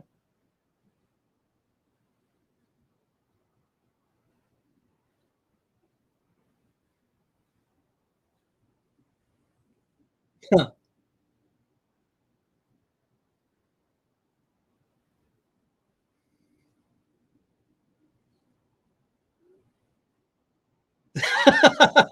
Okay, that was good. Hugh Grant says we're here to do two things. One is to show that the positive effects of using a moisturizer. Andie MacDowell's been using one for 29 years. Still beautiful. I haven't. I look like a scrotum.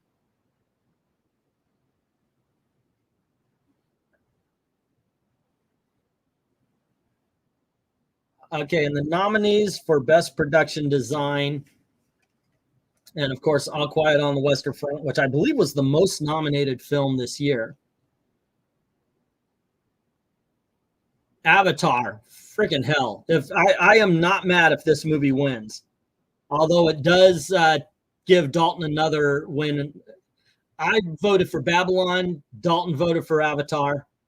I think Babylon looked gorgeous all the way through. And then you have Elvis, okay, building 1950s and 60s back up. And then the Fablemans, which of course, once again, the 60s and 70s. And the winner is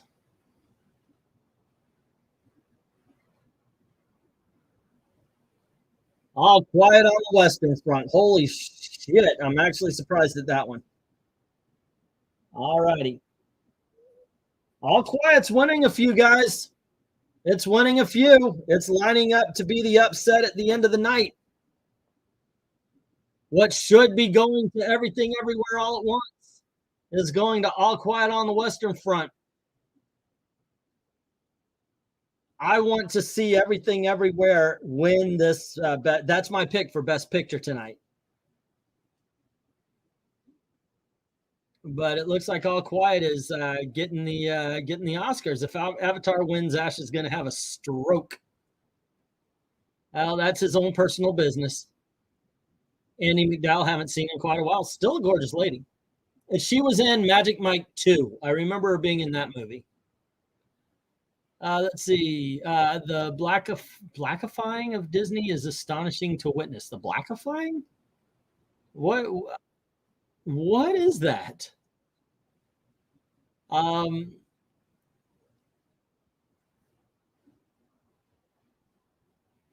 Yeah, All Quiet.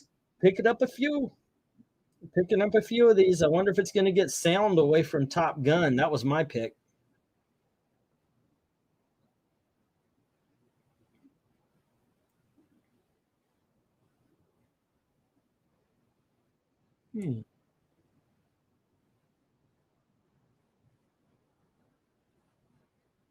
The show's been going on for 2 hours, 13 minutes. Our live stream, 1 hour and 42 minutes.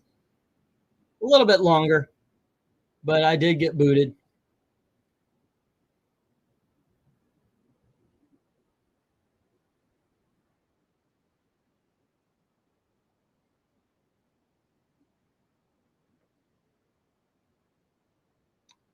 When is Twiddles getting a movie? Are you kidding me? I was actually thinking of finding a place to just put a camera on him.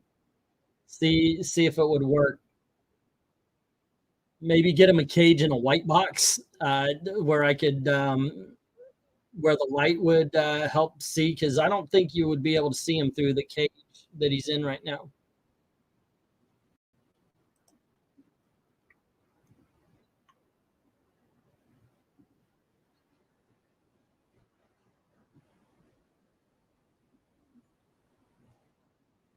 Because this original score that they're playing around with.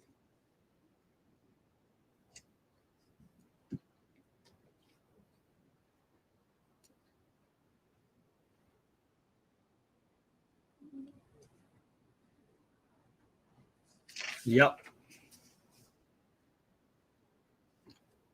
All Quiet. Babylon. Babylon was good. Babylon was good. I like that one. Didn't care for Banshee's score. I mean, it was there, but it wasn't something I would notice. Everything Everywhere All at Once was good. And then The Fabelmans with John, which I would love to see him win. He's got 2 chances left because his last movie was Indiana Jones. All Quiet on the Western Front. Holy shit, this movie's sweeping. Everything it's in. God dang. Oh, no, that's makeup.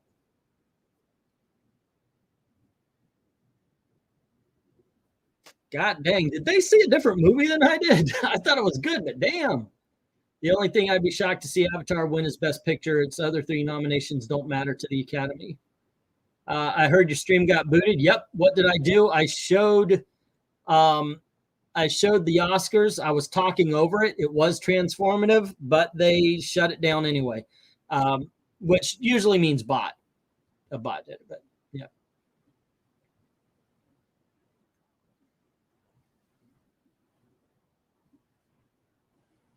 But it was nothing bad. It was just, well, I guess, I mean, they would say it's a copyright thing.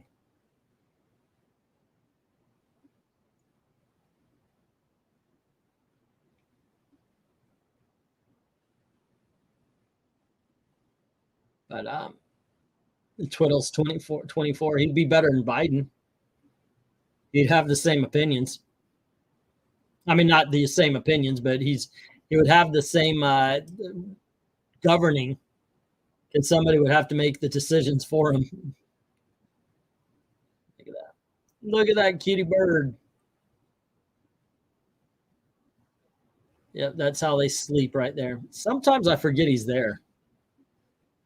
I did that the other day where I turned my head too much and he squawked and then flew away. Kind of scared me.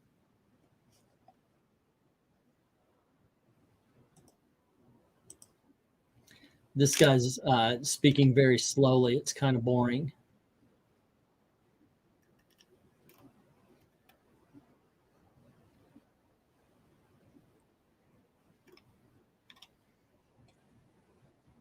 This guy just said he's a part of a unique human cast of characters.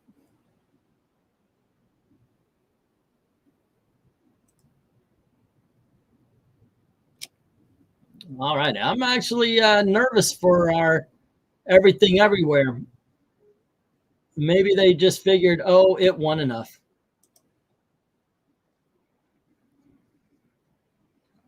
Can birds see colors? I think so. I don't know.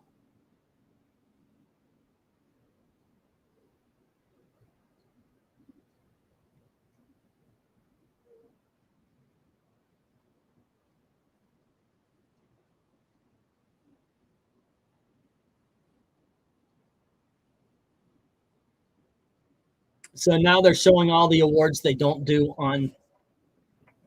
online or on the broadcast, as opposed to Inhuman. Yeah, right. They gave a lifetime award to Michael J. Fox. Now that is broadcast worthy, kids. But they've always kind of snubbed the scientific awards and such. But then again, it would make the freaking broadcast 9 hours. Yeah, that's way too long.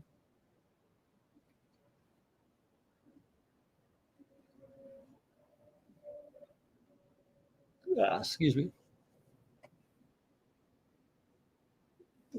What do we got? We got 1, 2, 3, 4, 5, 6,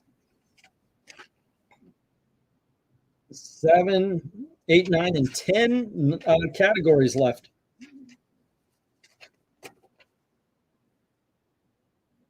I'd watch the Oscars of Ricky G. No kidding. That would be so good. Paolo's saying depends on the bird, but I don't know about lovebirds. I guess we could look it up. Let me see that. Do lovebirds see color? While humans have 3 color detecting cones in their eyes, birds have a 4th cone that enables them to see ultraviolet. This permits them to see a broader spectrum of colors than humans. Birds also have a drop of filtering oil in their cone color receptors. So there you go.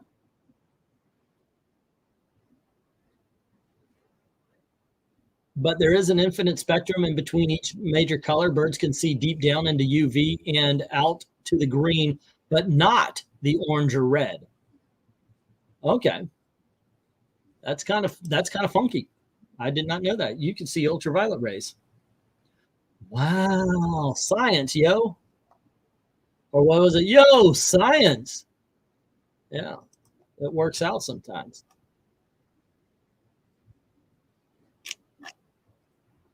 Okie dokies. Me too.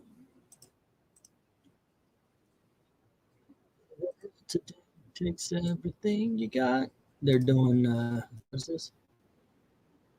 People going into a laundromat singing this song? Or a barbershop. Okay. Having seen any nominees, but I'm still cheering for Brendan Fraser. He was awesome. Man, let me tell you something. I was watching that movie with my wife and it hit me. And I knew that if she saw me crying, she would say something to pull me out of it.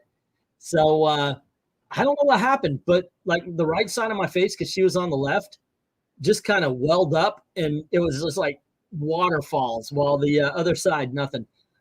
Here's a preview for Oppenheimer. Did y'all see the preview for Oppenheimer? This looks awesome. This looks like it might be Chris Nolan's opus.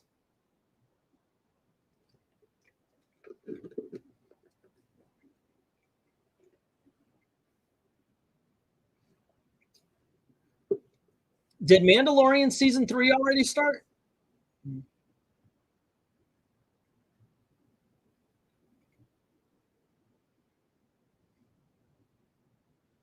So Twiddles has superpowers. Too bad he uses those powers to go number 2 on your shoulder, and my computer, and my TV, and anywhere else.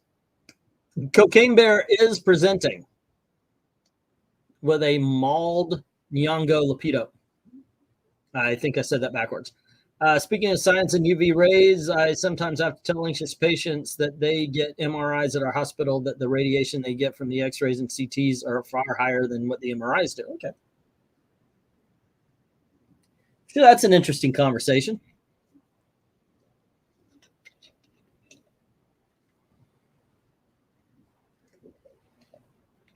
I actually remember a conversation I had because I was like, wait, you tell me it's not painful or it's not damaging, but then you hide behind a big lead shield. And the guy told me, well, I'm in here a lot and you're only in here for one shot. So that made sense. Okay. That one gym commercial where the guy's singing, you got the glow, you know, that is what I call an anti-commercial. It makes me never want to do anything with Planet Fitness ever. Ariel must be a Wonder Woman fan. Man was drowning, and I want to learn more about man's world. Hey, yeah. If birds could see color, does that make them inherently racist? Only if they act differently. Which, yeah, kind of. What's up, Birdie? What's up, Birdie?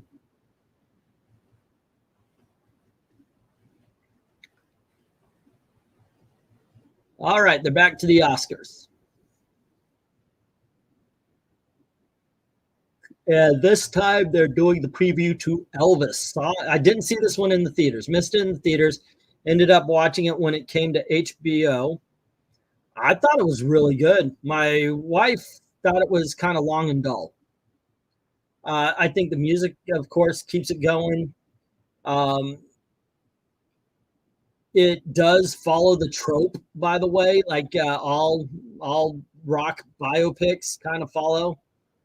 But yeah, I thought it was good. Austin Butler really kicked ass in the role. It had an energy to it. It's Baz Luhrmann and great look to it. Once again, Baz Luhrmann. Birds are equal opportunity shitters. And you know what? They give. They give every 15 minutes. Oh, they're showing some scenes. We're going to do special effects. So here we go, Ash.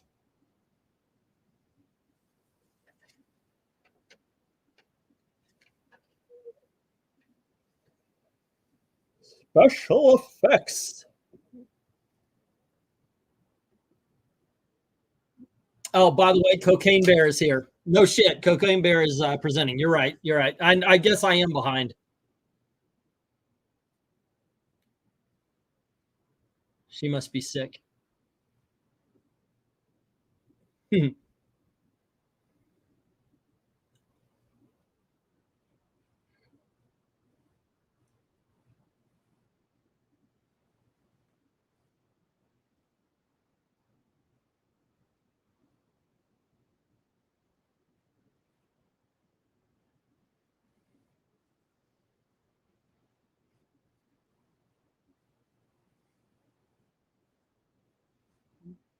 Most normies have been propagandized to accept racism. That's right. You never know. Little Mermaid could turn out to be a great movie. Most normies don't get bent out of shape about skin color. That is true. That is true. What? What? Wakanda is real.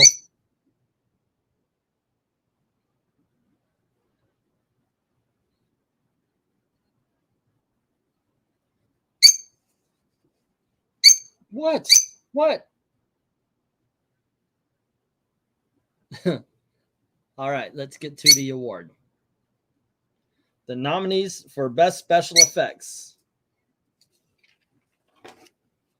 All Quiet on the Western Front.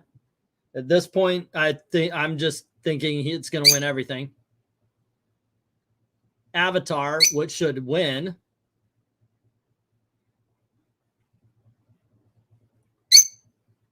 The Batman, which was effing awesome. Black Panther.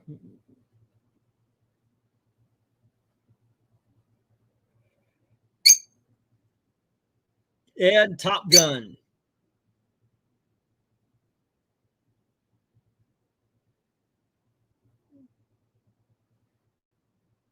And the winner is Avatar. All right, that's the way to go. Finally, they got this one right. All right, both Dalton and I picked this one. Glad it won. Wait, Wakanda is not real. That is correct. Hey, Maranya, how you doing? I almost want to go back to the days of Oscars where if a studio won one year, they couldn't the next year. It'd still be fairer than checkbox winners. Yeah, yeah. Once again, hey, Maranya, come on in. If anybody wants to jump in, talk about some movies, stuff around the movies, feel free to grab onto the link there. Lord knows I could use a partner here because I've been my teeth are floating. So I could use a co-star right now. It's not Wakanda, but Wakanada, because Hollywood loves them actors and serfs. Avatar is okay. Avatar is awesome. I enjoyed it quite a bit.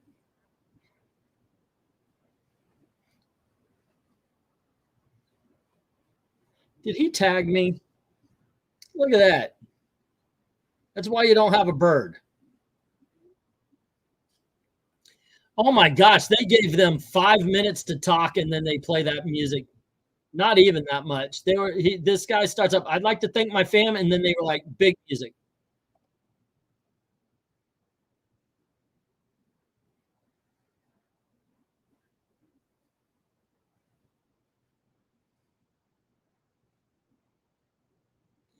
That sucked. If the visual effects after party is at CGI Fridays. That was the joke. I tease, but serious, Top Gun should get a good mention because it's not CG. Yep.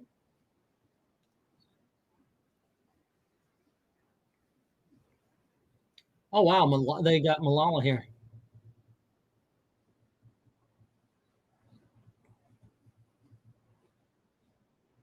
Hold him down and poop on him, see how he likes it. Yeah, no kidding. The hell? What the hell? Seriously, Bird, what are you thinking? What are you thinking?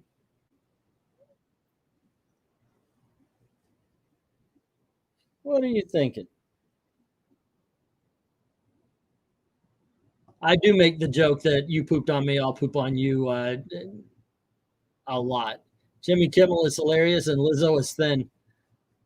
Yeah, he had one good something earlier. I did kind of, but yeah.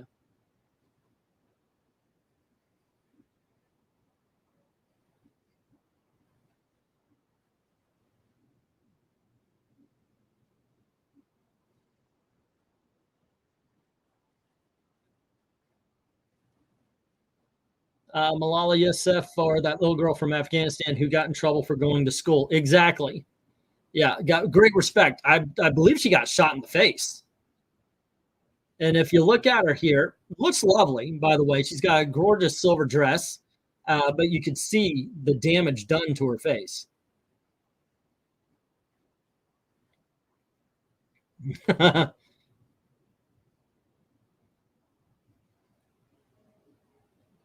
All righty. Let's see. Let's give a signal if you need help.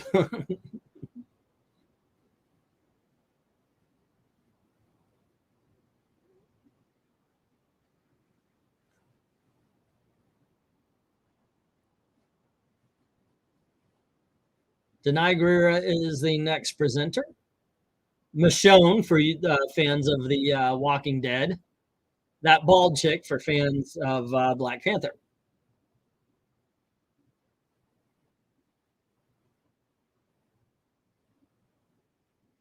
Okay, now they're going to be doing the song for Black Panther. That one. Kimmel is as funny as H.I. He's not that funny.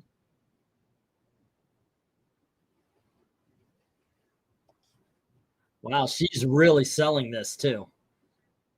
She's talking about, she's introducing the song Lift Me Up from Wakanda, and she is really selling it. I don't like bald look on women at all. Not even in Star Trek, the first movie, the motion picture. What was her name? But she was pretty damn hot in that one.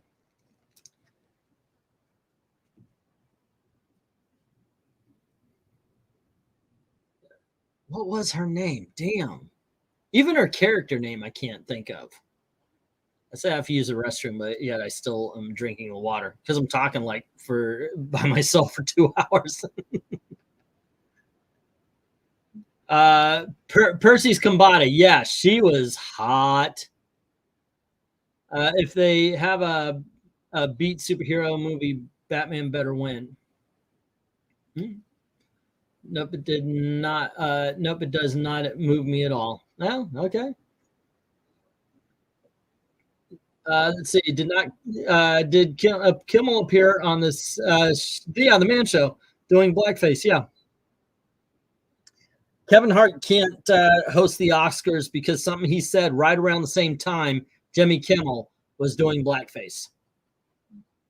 Her name was that bald chick from the first. Thank you. Thank you. I was wondering. I guess I got it right. Okay, why is Rihanna standing in a nest? Well, she's got nesting. She's pregnant. Okay. But it does look like she's standing in a nest. Alrighty. I need some help here. I really do. Can anyone jump on for a sec? I hate to oh my goodness gracious. She's nesting. Yeah. Let's see. What's going on? What can I do here?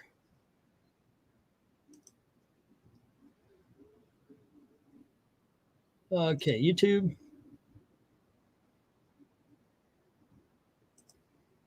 Alrighty.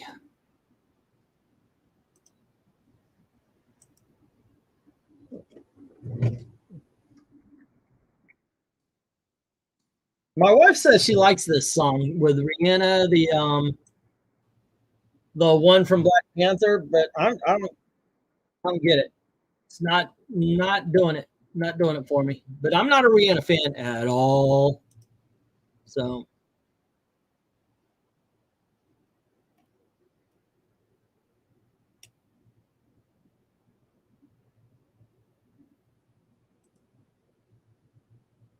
okay.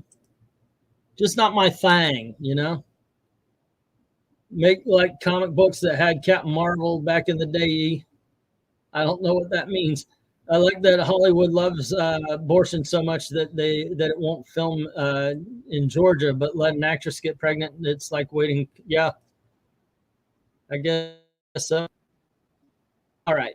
Okay, I got an idea. Okay. I know for a fact that this ain't going to get me any kind of copywritten. So I will be right back.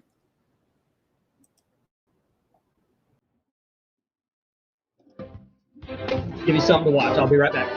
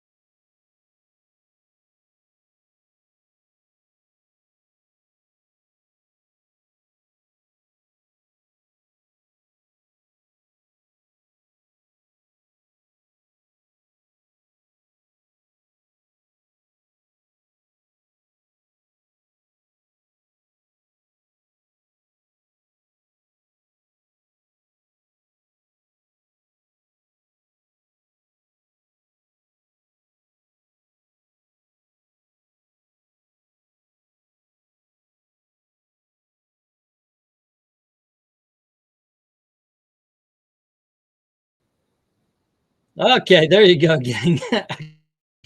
Actually, I should just have that up, right?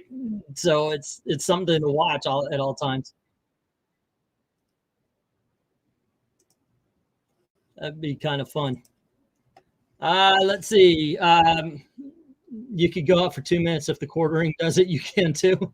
They sell those little basins you pee in and dump. Yeah, I could have just, you know, I got a big water bottle right here. I could have filled up, but it was already filled. This I like Deepika Paduka. She's like Bollywood Jessica Alba. Oh, okay. I thought it would be a video of a waterfall. No, but you know, I could do that. I mean, it's my freaking channel, right? So couldn't I share it to give you guys something to look at other than me? Hold on just a sec. I know what I can do.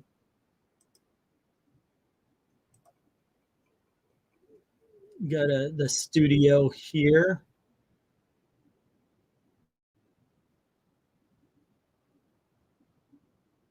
And go to content. Oh, no, playlists.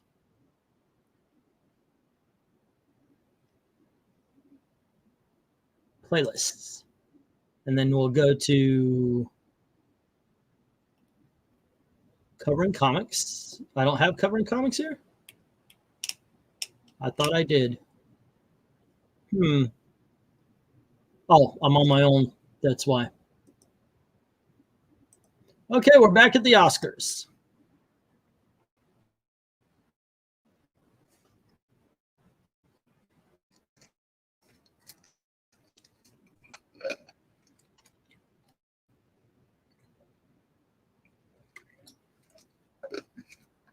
Everything, Everywhere, and All at Once, the most nominated movie of the year.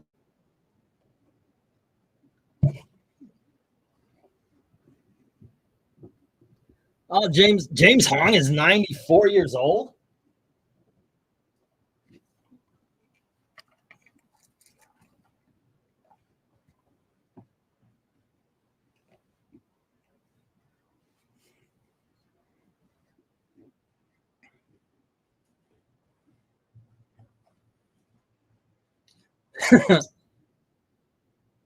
He was a civil engineer that helped build the Los Angeles roadways.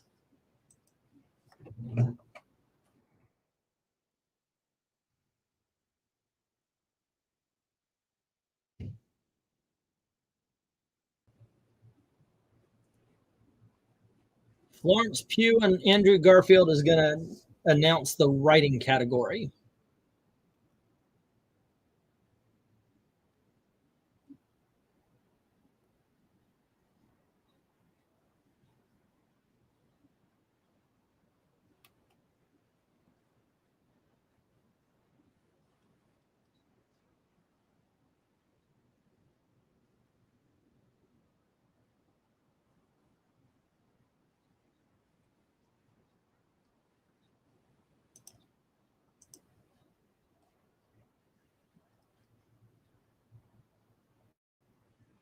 Okay.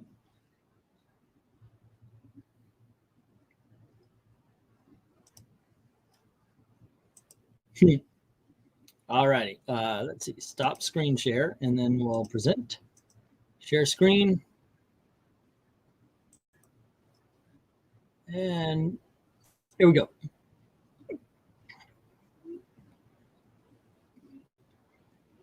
If it actually pops up. Okay, so this is the screenplays. It's original. And they announced the Banshees of Inisherin, Everything Everywhere All at Once. I think that should win.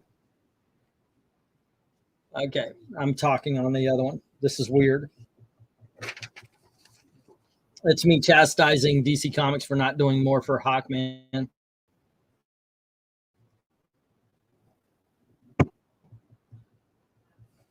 Triangle of Sadness was just weird.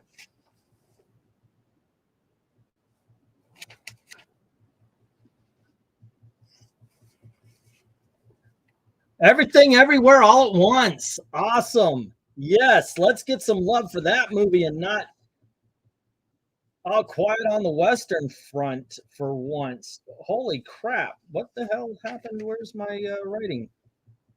Writing adapted. There it is. Everything Everywhere All at Once. That movie is far more deep. I saw it 3 times.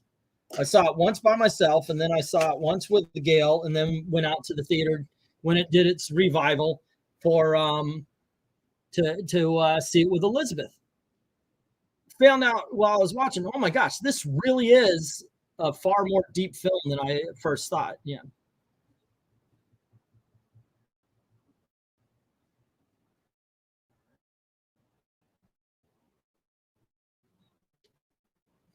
Let's see.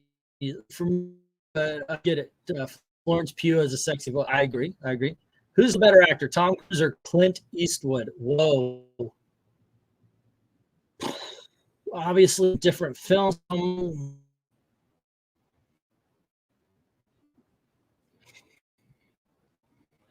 gonna have to go Tom Cruise. I think he's bigger range than Clint Eastwood, even though nowadays he kind of seems to be running on a one note. Both of them did that for a little bit, but I think Tom Cruise, Maranya saying just the opposite. She thinks that Clint Eastwood has better range. So he's the one to blame for LA's screwed up road system. That's what they're saying. Ash is saying Tom Cruise as well. I just think he's done a lot more stuff that has challenged him. MK saying Clint is in a different league. Go the Banshees of Ed Sheeran. Unfortunately, well, not unfortunately, but the Banshees of Ed Sheeran did not win. I've never heard anyone say Clint had a great acting range before. He is good. But yeah, from Rawhide to Play Misty for Me to Dirty Harry films to Unforgiven, Tom Cruise roles feel the same to MK. Yeah. Alrighty, and this is the adapted screenplay: Women Talking, Top Gun, All Quiet, Glass Onion, and Living.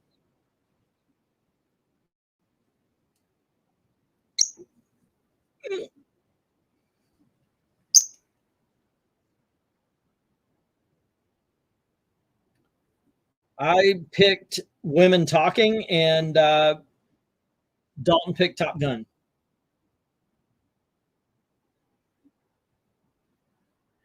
Oh, I know that Living was an Akira Kurosawa film. Wait, I thought he was dead.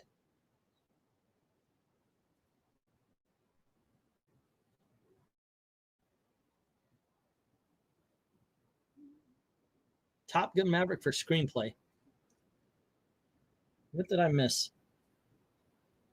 All righty, this one's interesting here. And the Oscar, and the winner is Women Talking. I knew it. Women Talking is all script. That's what that movie is. It's an hour or 2 hours worth of women talking. There's nothing but script to that film. Script and acting. That's all you need. I needed a win because Dalton so far is on the ones that we went separate have been kicking my ass. What is this? Mark card. God damn it, bird. I just got to keep reminding myself, love the bird, love the bird, love the bird, love the bird. Gonna kill the bird, gonna kill the bird, gonna kill the bird.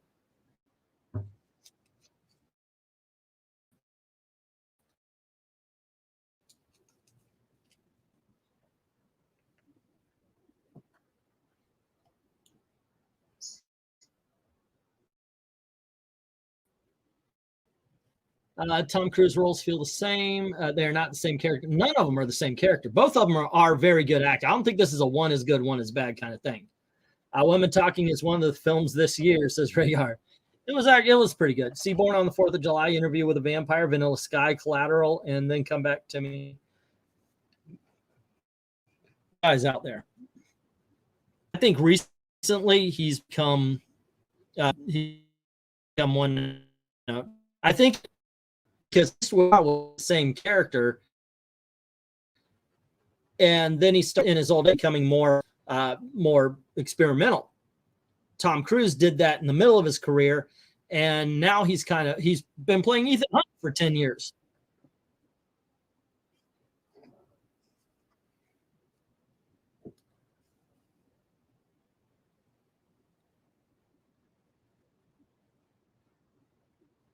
They're not filling up the balcony crowd.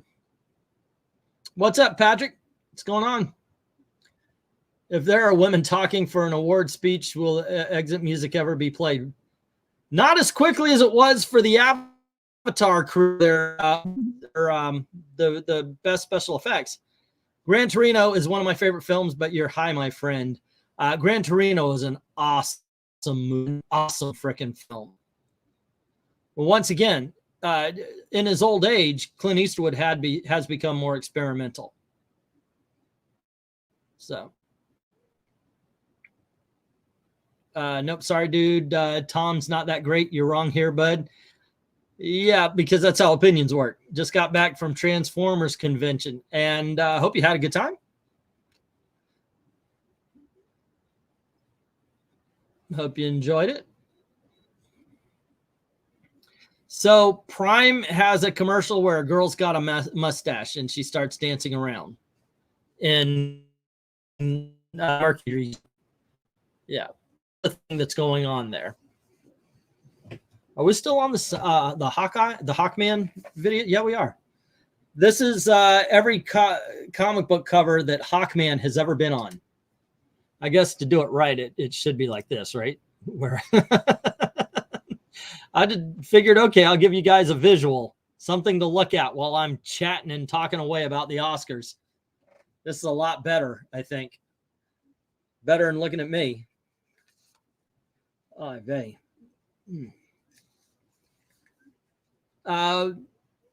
Was Cullen there? I have no idea who Cullen was, but yeah. Patrick said, oh, okay, he got his autograph. Awesome. Glad you had a good time, man. Serious.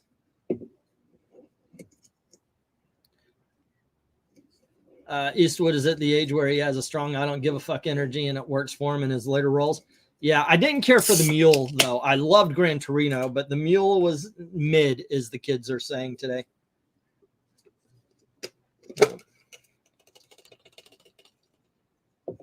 Tonight, we celebrate the greatest movies of the year. What was your favorite film of 2022? Even if you only saw 2 films, one of them had to be the favorite. If you saw one movie, that's your favorite. What was your favorite film of the year? For me, it was The Batman. There's a lot of good movies this year. I was actually very happy to see that happen. All righty. We now have how many? We've got Best Picture, of course, that ends the night. And then we have Leading Actor, Leading Actress. And then we have Direction, so that's 4. And then we've got Sound. And then we have Editing. So that's 6. Best Song is 7. All righty. So we got 7 categories left.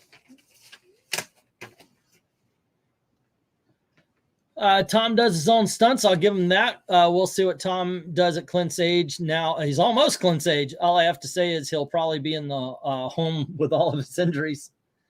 Peter Cullen is the voice of... Oh, okay. Okay. Thank you. Tom gets discredited because, as he said, his recent works are all paint-by-numbers type cookie-cutter roles, so people today forget how good he can be. He found a niche, and let's face it, the man's having a lot of fun doing these special effects movies. Not special effects, but these super stunt movies. I'm sure they have some special effects to them. Clint Eastwood, he did his tough guy stuff. He did his Westerns, and that led into... his directing career, where he did stuff like Bridges of Madison County, not Mud and Ball, Trouble with the Curve, Gran Torino. And now they're talking about Top Gun. And that movie was just a hell of a lot of fun. I think everybody and their brother saw it, so I don't have much about it. I loved it. I thought it was great. Had a great time in the theater. It did everything it needed to. The big rush. Yeah. Glenn's just reminding us of The Color of Money, born on 4th of July, Jerry Maguire.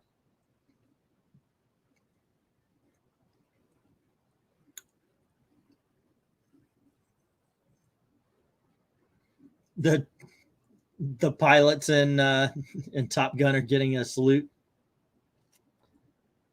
Clint is a great actor and director. Honestly, not many people can say that, to be honest. Doesn't he also act and direct in $1 Million Baby? Yeah, he was awesome. But once again, I don't think either one is bad. We're talking about levels of greatness here.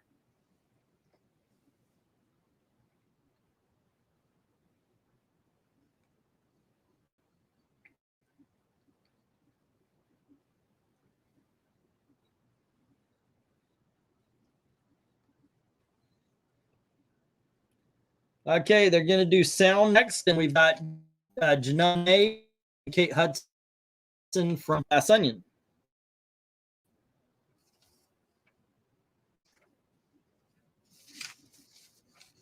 Dun, dun. Speaking of Tom Cruise and Mission Impossible, they're doing the Mission Impossible music. Janelle Monáe is a woman I could look at all day long, but please don't talk. Kate Hudson's not bad either.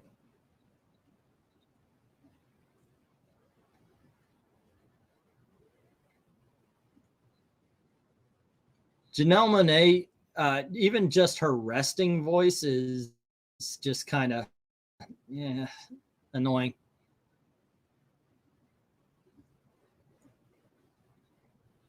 Let's see. My favorite movie of the last year was Downtown Abbey, A New Era, says Rhaegar. Cool. It's kind of surprising. $1 Million Baby is a masterpiece, and Clint acted and directed. Yeah, it was really good. It was really good. I did like Medieval, says Rhaegar. Okay, only half kidding. All righty. Okay, sound. All Quiet on the Western Front. Avatar, Way of Water. All right, that one's up there. Next up, next nominated is The Batman. I'm telling you, the Batmobile was a moment in sound. When it revs up, that thing just, I mean, it filled. I was like, whoa.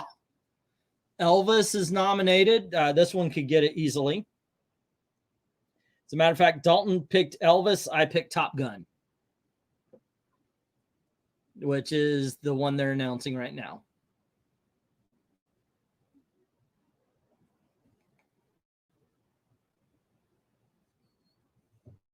And the winner is Top Gun. Finally, some love for that movie.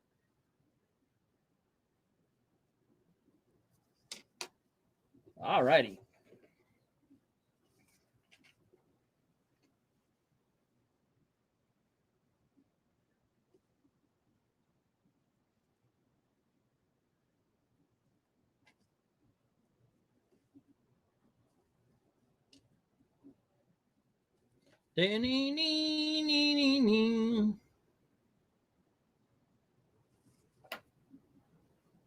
Let's see. Oh yeah, they're both great. I personally like Clint more. Tom, I could see as an MCU movie or something like that, doing his own stunts. Such maybe he could be a. You know what I liked? I watched recently with Clint Eastwood, Heartbreak Ridge. I liked it in the '80s. Haven't seen it in like 2 decades.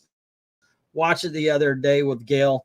That was just entertaining. I really had a good time with that.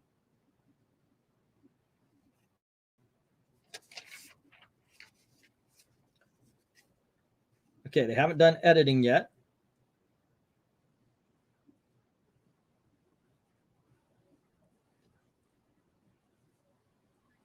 And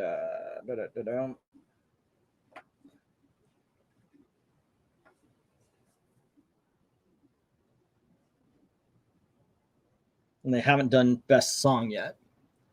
MK, who was originally supposed to be Iron Man back in the day. That's true. That is true. Yeah.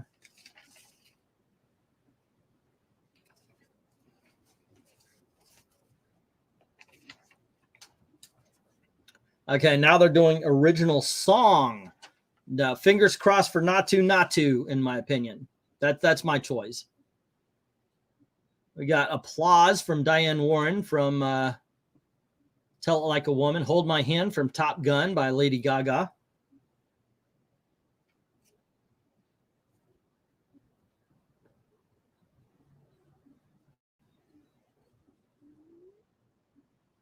And then we got Lift Me Up from Black Panther Wakanda Forever.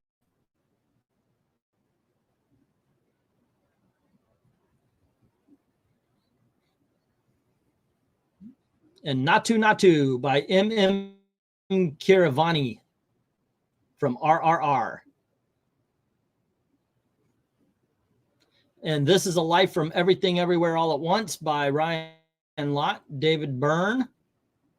All righty. And performed tonight by with what's her name, the co-star. And the winner is... Woo! All right. Not To. Glad for that one, kids. That movie should have been nominated for a Best Picture, hands down. That movie was wild, man. Just freaking wild. Personally, I think it would have been too pretty to play Stark, says Maranya. Okay. Tron Legacy was the best movie of 2010. Some people believe that. I actually went on Weaponized Nerd Rage and his channel, and we talked about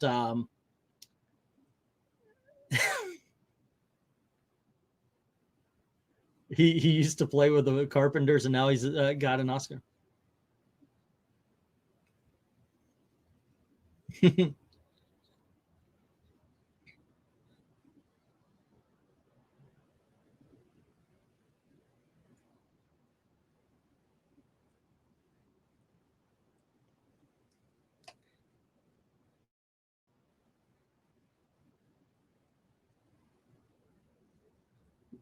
That was kind of cute. I love Tron Legacy. I went on to date, which was better, the original Tron Legacy. I think both of them are a lot of fun. It's a losing battle, though. As much as I love Tron, I think Tron Legacy. I think Tron Legacy. It's one of those elevating movies. It's like visual effects went forward because of that film.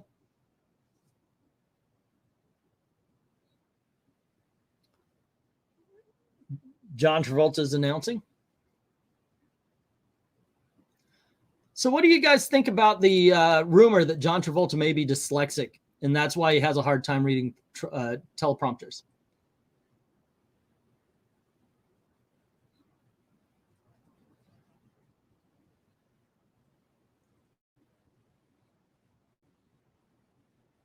The in memoriam segment. Hopefully they don't have dancers during this one. That last year, the in memoriam where you had the dancers, it was distracting. I thought it was disrespectful.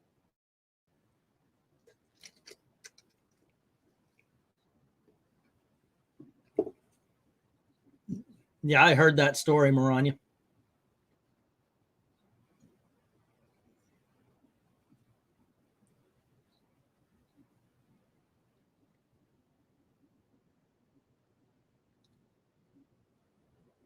I don't know if he's acting, but he's definitely selling this.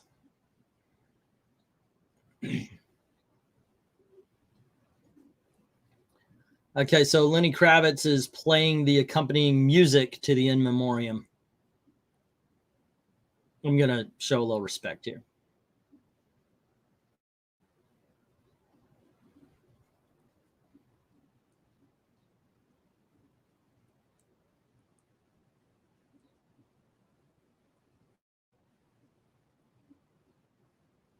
I'll see if I can't keep up with this here, paying respects to the, but right now it's straight up on Lenny. It's time to show some people who passed here. Olivia Newton-John. John Cordy and May Ruth, costume designer. Louise Fletcher from One Who Flew Over the Cuckoo's Nest. John Zaritsky, director, and Albert Brenner, production designer.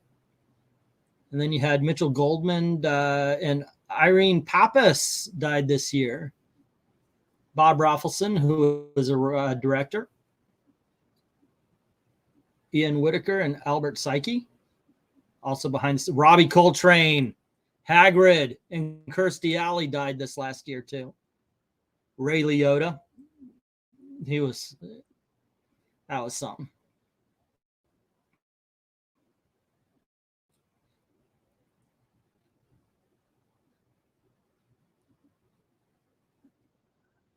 Neil Jimenez. I wonder if he's any relations. Mike Hill, an editor, and then you got Tom Ludi, producer. Chris Tucker, never heard of him, but he did special effects. Irene Cara from Fame. Man, I thought she'd be bigger. I really did. I thought she would be bigger. Gregory Allen Howard and Owen Roisman, a cinematographer and writer.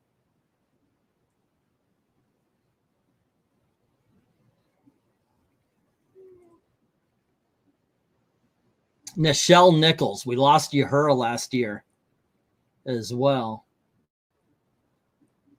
Let's see. Douglas McGrath and Julia Rickert, and writer and producer.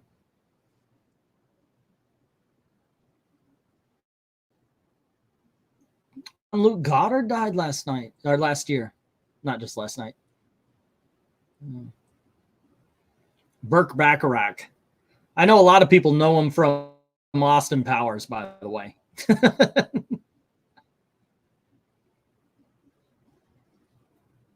Yeah, a lot of people there that people don't know, but they worked on a lot of movies you do know.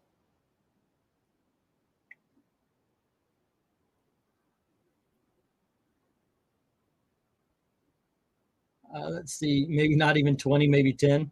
Yeah, Angela Lansbury died last year, but she's very old, but still, she was a treasure. And she's in Bed Knobs and Broomsticks, another one of my favorite films. I like musicals. What can I say?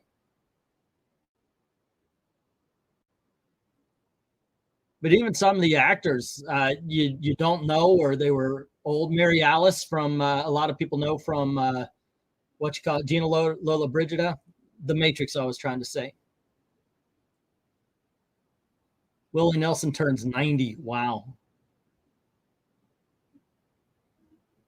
James Caan was gone. We lost her. And Raquel Welch. She was this year, but still deserves a spot. She was something in the 70s, man. She definitely let me know I was heterosexual. There you go. Yeah, that's a lot. What is sadder than the people passing is the fact that most people, especially the younger generation, don't know who they are. Even some of the actors and such. But I'll tell you what, I don't care what age you are. If you're a guy, you should know who James Caan is. Flat out. If you're a geek, you should know who Nichelle Nichols is very easily.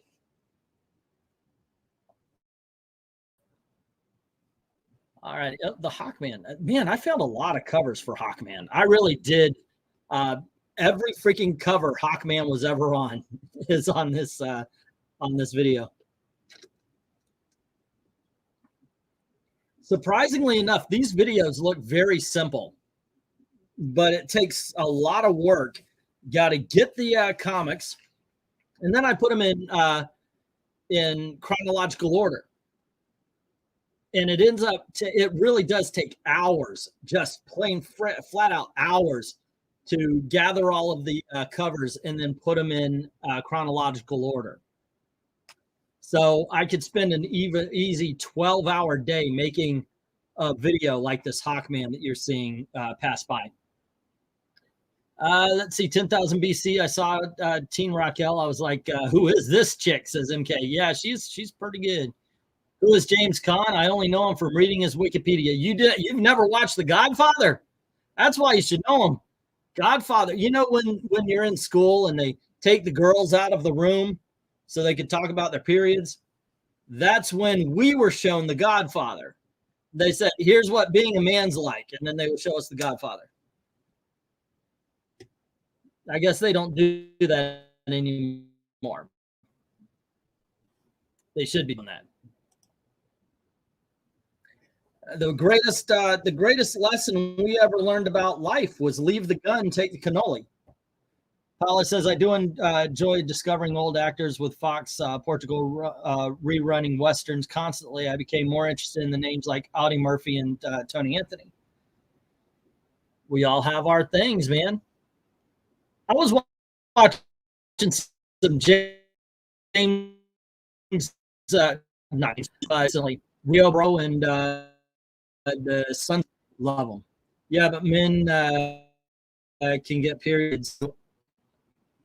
You know, it is if you're bleeding from your ass, go to the hospital. Just saying. I figured that you really should watch The Godfather. Seriously, yes.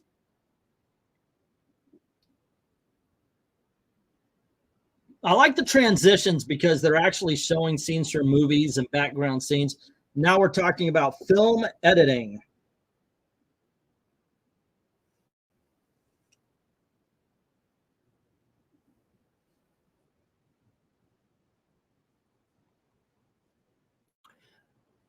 As a projectionist, I cut a lot of film and pasted film together by hand, by the way.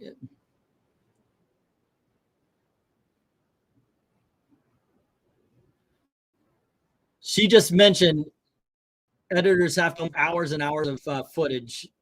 That might be a good sign for Top Gun. I'm roboting. There we go. Thank you, Marania, for pointing it out. Never seen The Godfather. You're doing yourself a disservice. You should. Okay, so best editing. The nominees are Banshees of Ed Sheeran, Elvis, Everything Everywhere and All at Once, Tar. I don't get it. I just don't get that. Top Gun Maverick. Like Batman could have been in there instead of Tar. I just don't get Tar on this one. And the winner is Everything Everywhere All at Once. I like seeing that because I want that to be the best picture.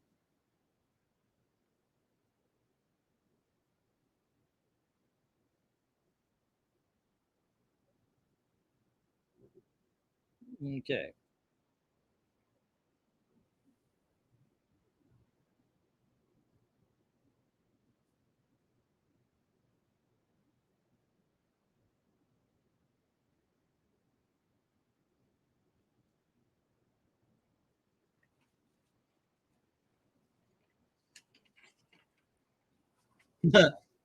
This guy's like, wow, this is too much. This is my second film.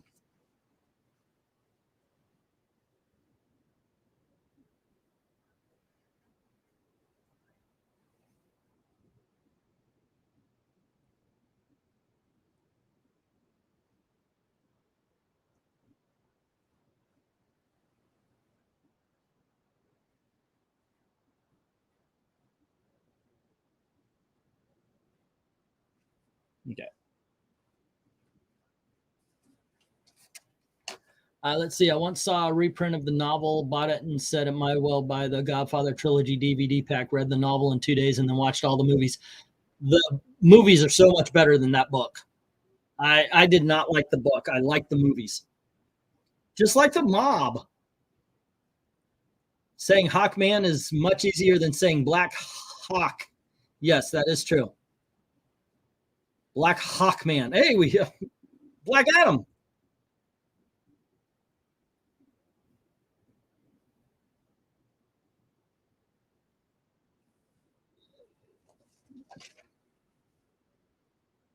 All righty.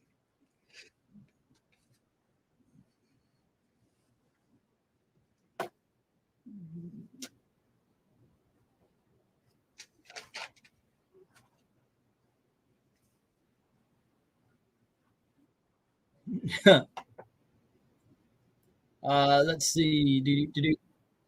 It's mid. Does anybody like Godfather 3? Yeah, I agree with Jay. It's mid.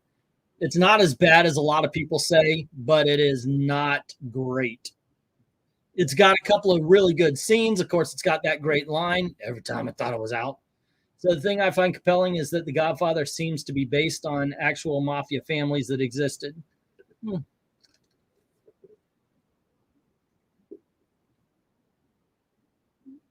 Okay, we got Nicole Kidman and Idris Elba.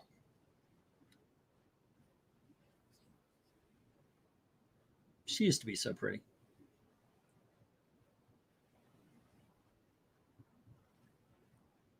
And this is best directing, so we're getting to the very end of it.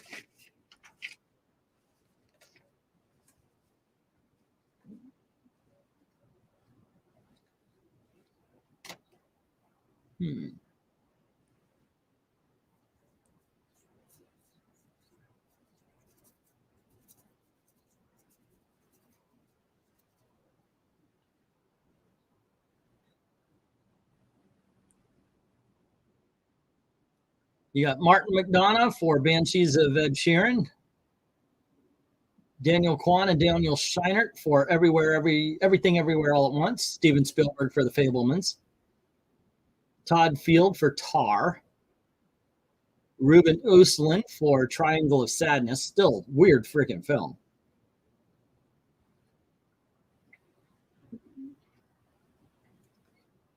Everything Everywhere All at Once. All righty, I'm happy about this, but it deserves it, man. That is a I mean, that it is something. The direction, though, all the stuff that they had to get going, the continuity that they had to mark. This is a film that really stood out as far as directing is concerned.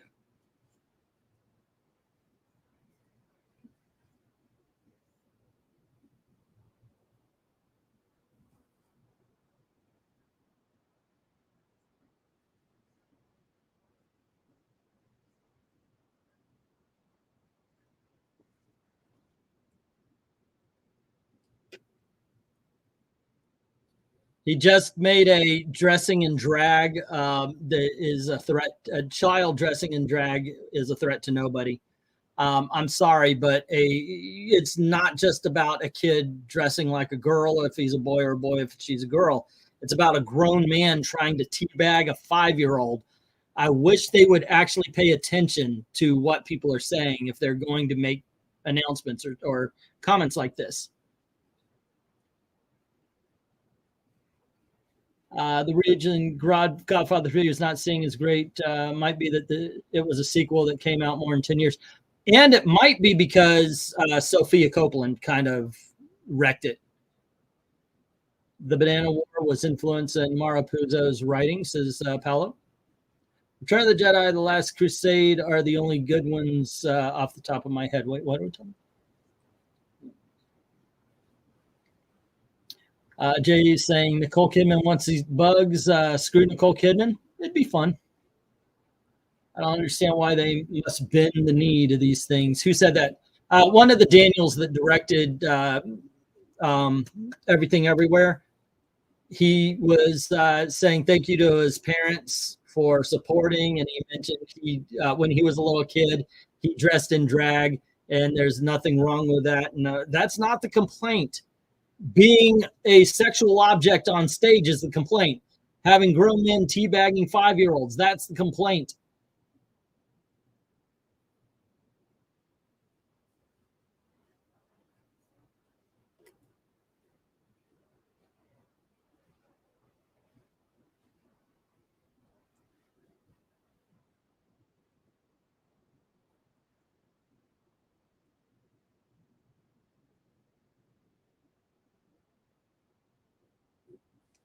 All righty. And next up, it's just like actors and actresses and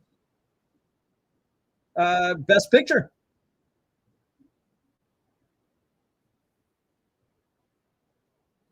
And they're getting Harrison Ford again for Best Picture. Is like he permanent for the person who reads off Best Picture?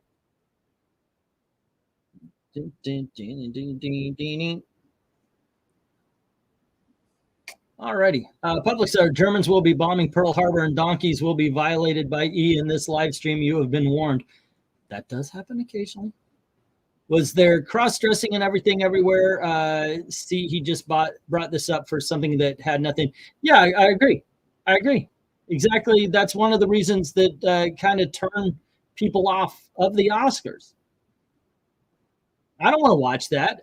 Instead of making those announcements, show me another clip show like they used to do. They used to do these clip montage things of movies of 2022. That would be awesome. You know, that kind of stuff. Straight man dressed like a woman for a joke like Gary Busey in Under Siege, he'd be tarred and feathered. There you go. Did I miss? I had a couple of E-rants, but overall, no. I got to tell you, I am a little bit nervous as to what's going to happen with my channel. In all honesty, I didn't get a strike on this channel, but I do have to admit I am still a little bit nervous. Still a wee bit nervous.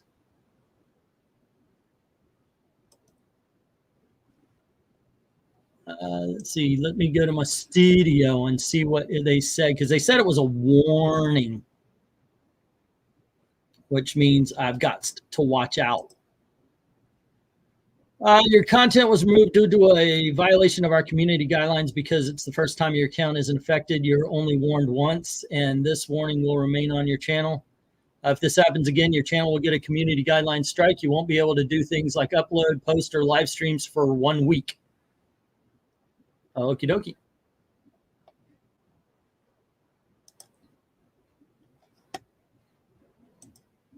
There you go.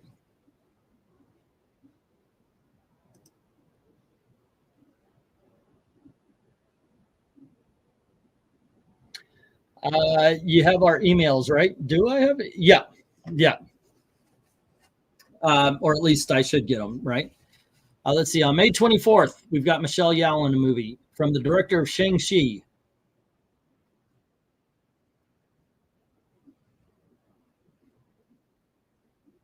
Okay.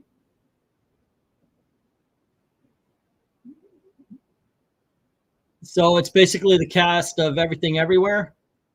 What's the movie? American-born Chinese. Okay. All right. It looked kind of cool. Why not? It's Halle Berry. Haven't seen her. Oh, okay. I guess it's come on for you already. Yeah, actually, guys, if you could DM if you could DM your emails and such, I'm going to move over. I'm going to make Rumble a central home, and I'll bleed the videos into the YouTube channels.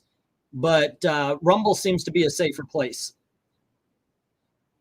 Yes, MK, we have Best Actor, Best Actress, and Best Picture. Oh, Best Direct. We just did direction. So it's actor, actress, and picture, and that's all that's left of for the broadcast. Yeah, which we started at 8. It started at 8, so it's been running for 3 hours and 22 minutes. Let's make a movie about the Wuhan lab leak. See if it makes the Oscars. I'm pretty sure it won't. Yeah. Halle Berry's last appearance in John Wick 3. She looks good tonight.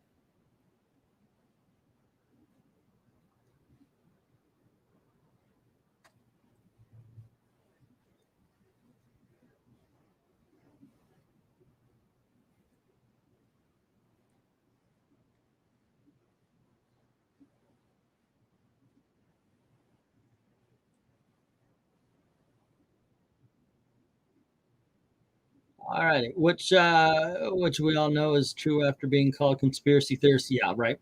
I'm watching Shrek 2 for the first time. Great flick there, Austin. And the fairy godmother just called Shrek a gender-confused wolf. Wow. We didn't notice back then. We really didn't. It wasn't thrown in your face. So here we got Jessica Chastain and Halle Berry. And Halle Berry, holy Hannah and her sisters. She looks good in that dress. She looks good in that dress.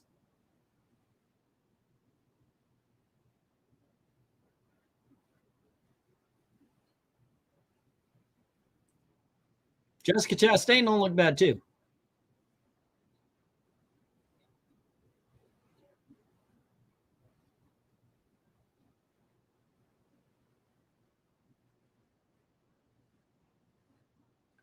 All righty, best actress.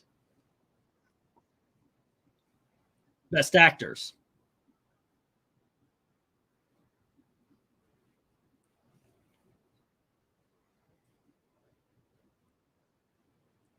And the nominees are Austin Butler for Elvis,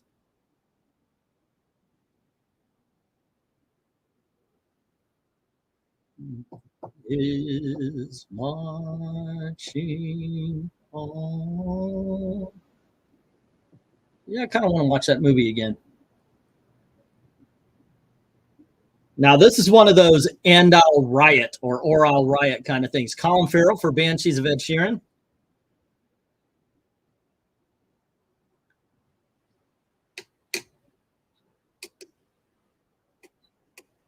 Eric and Boyd just looked up Halle Berry for the awards. Yeah, she looks good, right?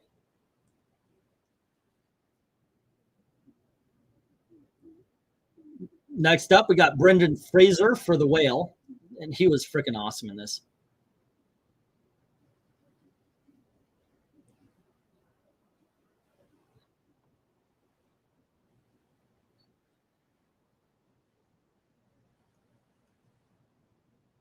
This is a role that I actually teared up in the preview. Paul Mescal for Aftersun.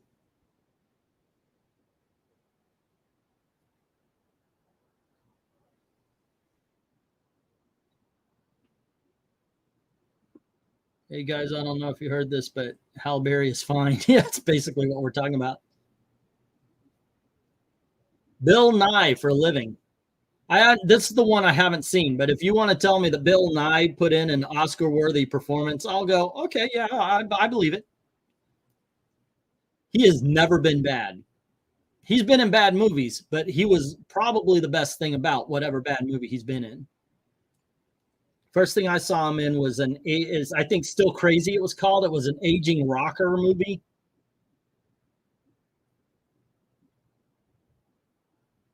And the winner is yes. Okay. Brendan Fraser brings it home, dude. All righty.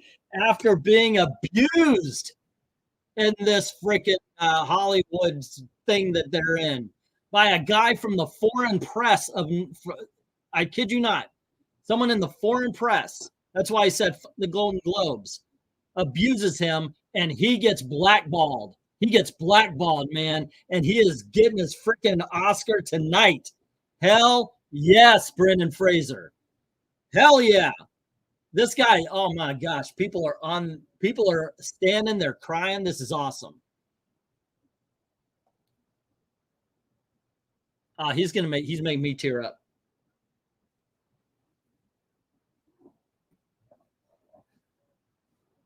My man, as Momoa would say.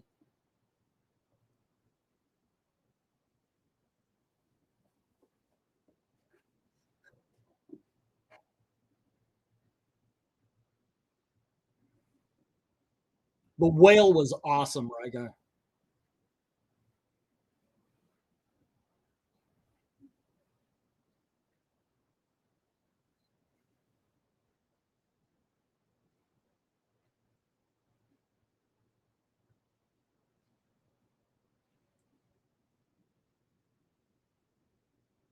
You know, you get the feeling. I get the feeling. Oh yeah, Doom Patrol has an Oscar winner. I get the feeling that he's sincere when he says this stuff.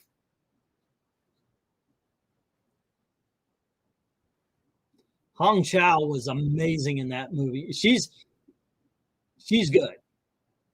She'll get hers.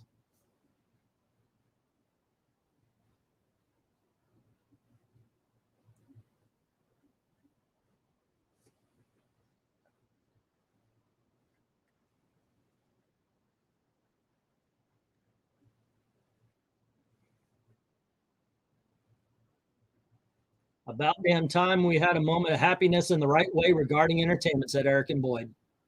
Congrats for Fraser, says MK.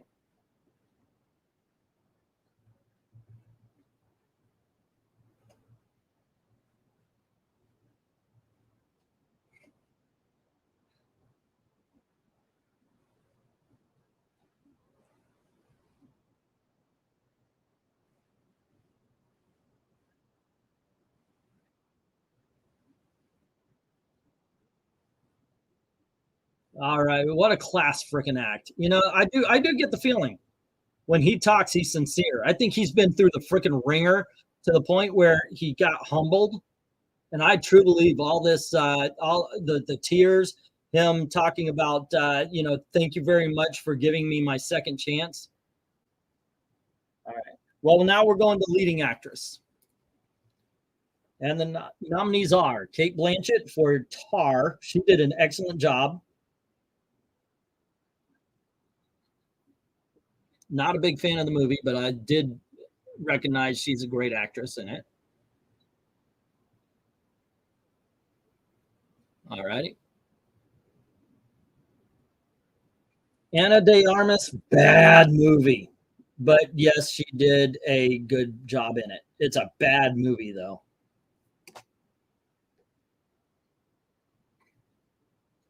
She's naked through half of it, but it's still a bad movie.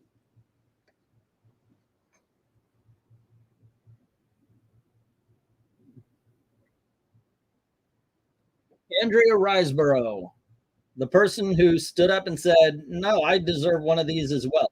She did a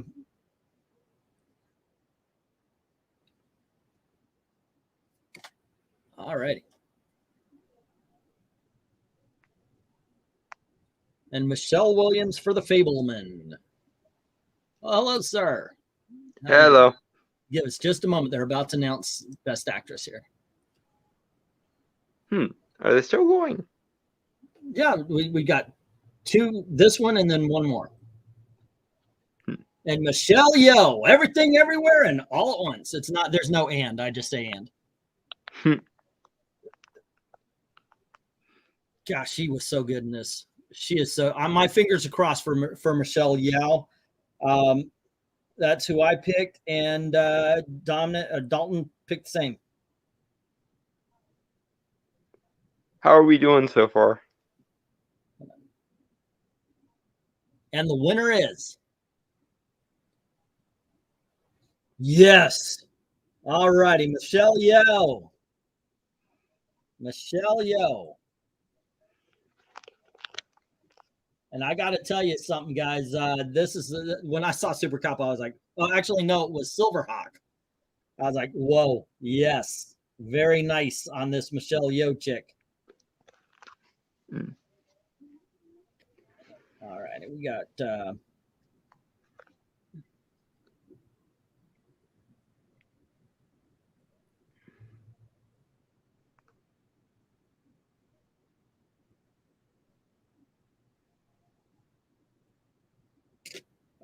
I'm tallying them up, so I'll have the counts, and after I'll do the counts after. Okay. Okay.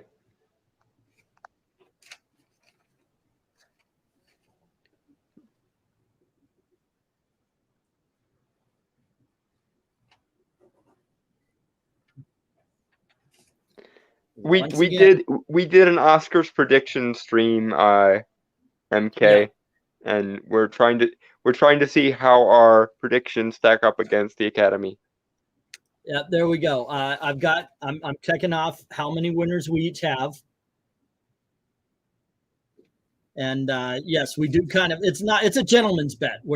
There's nothing on the line. It's just, yeah, we're not wagering anything. We just want to see how far up their own posteriors the Academy is relative to our choices. Yep. No spoilers for those of you who are ahead of in time than I am. So.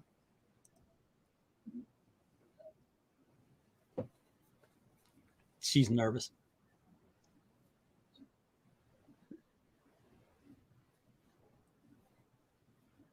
Ultimately, this Everything Everywhere All at Once was about a mother trying to save her daughter from suicide. When you break all of that stuff down, and this is why I think it was brilliant, when you break all of the special effects, when you break everything down, it's a mother trying to save her daughter from suicide.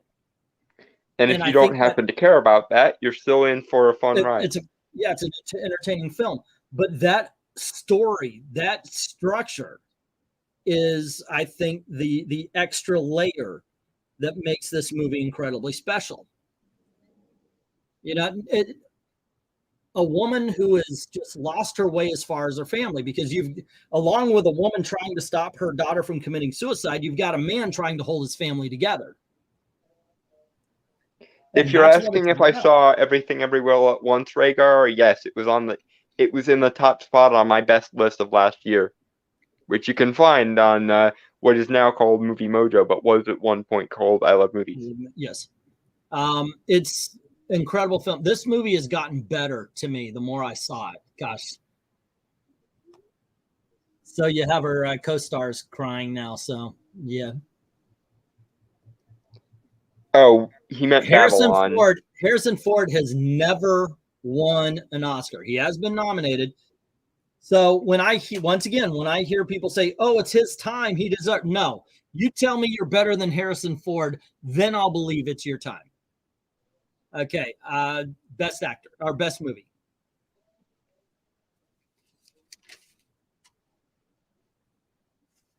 And there's 10 of them. He just said it brought movie theaters back to theaters. So I'm sure he meant movie goers. Mm-hmm.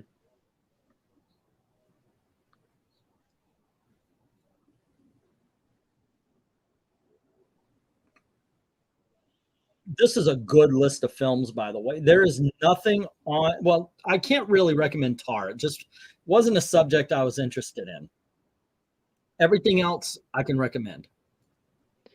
For me, there are a lot of ones that I would consider disposable, but there are also 2 or 3 good ones. Avatar, The Banshees of Inisherin, Elvis, Everything Everywhere All at Once, The Fabelmans, Tar, Top Gun Maverick, Triangle of Sadness, Women Talking, and the winner is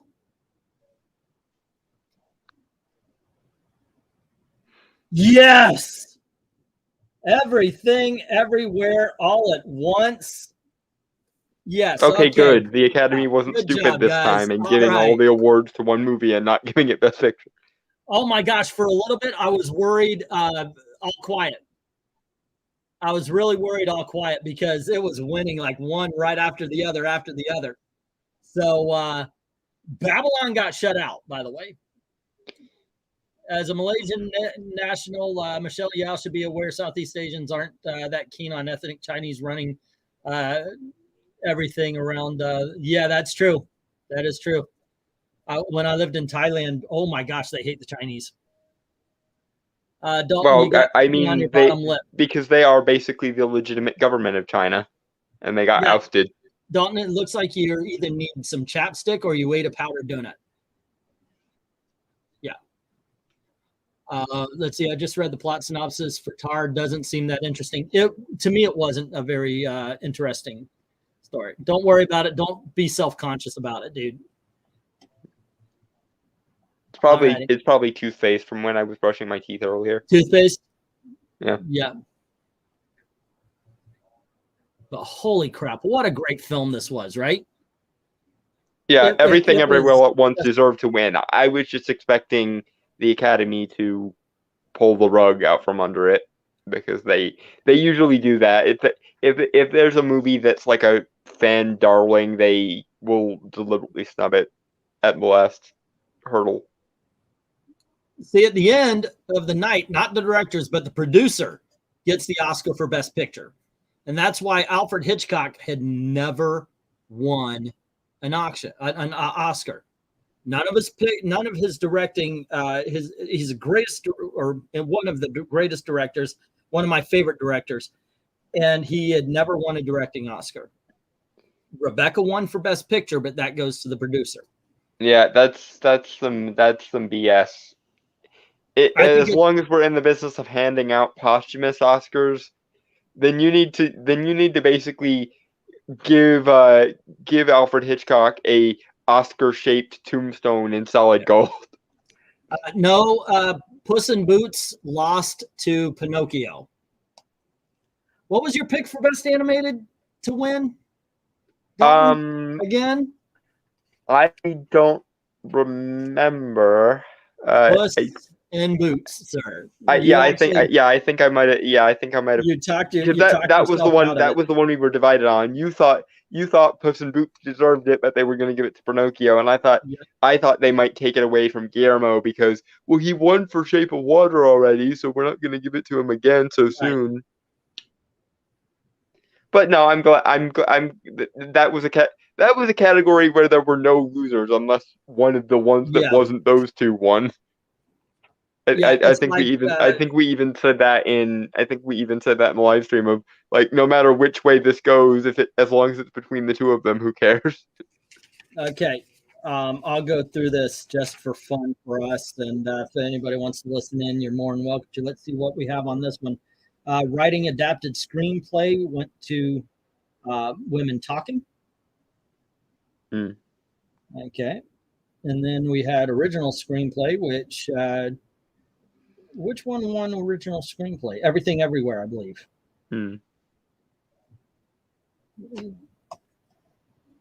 Number of Oscars without telecast incidents. There you go. All righty, so there you go. I do believe we both got that one. And then Best Picture went to Everything Everywhere. You picked Women Talking.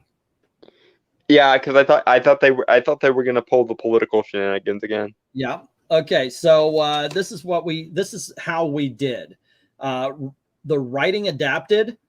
I chose Women Talking.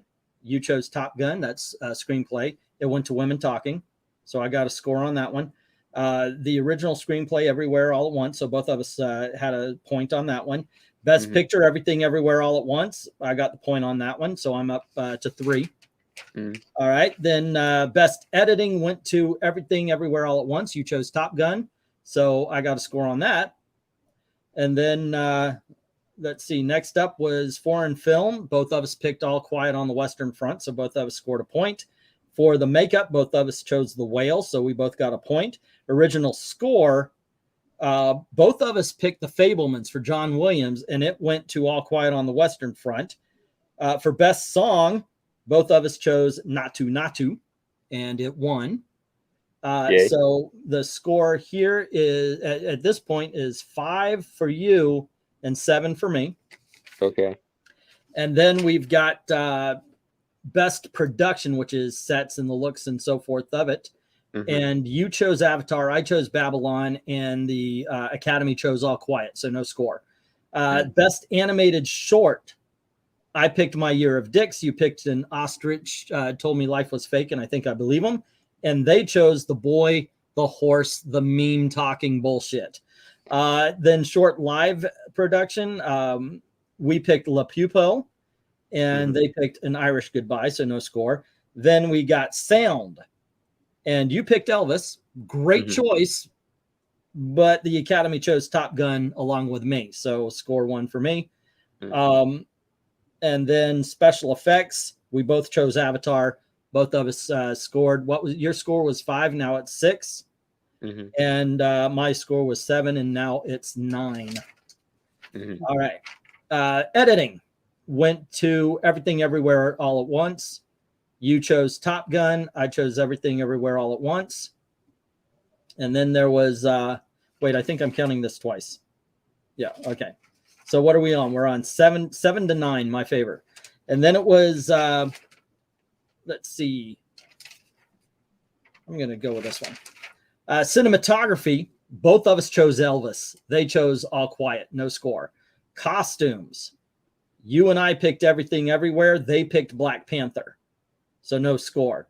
Direction. I'm actually happy about that, though, to be fair, because I'm happy anytime the genre movies get the nod. So yeah, they get some recognition. Best direction, both of us chose Everything Everywhere, so both of us scored on that one.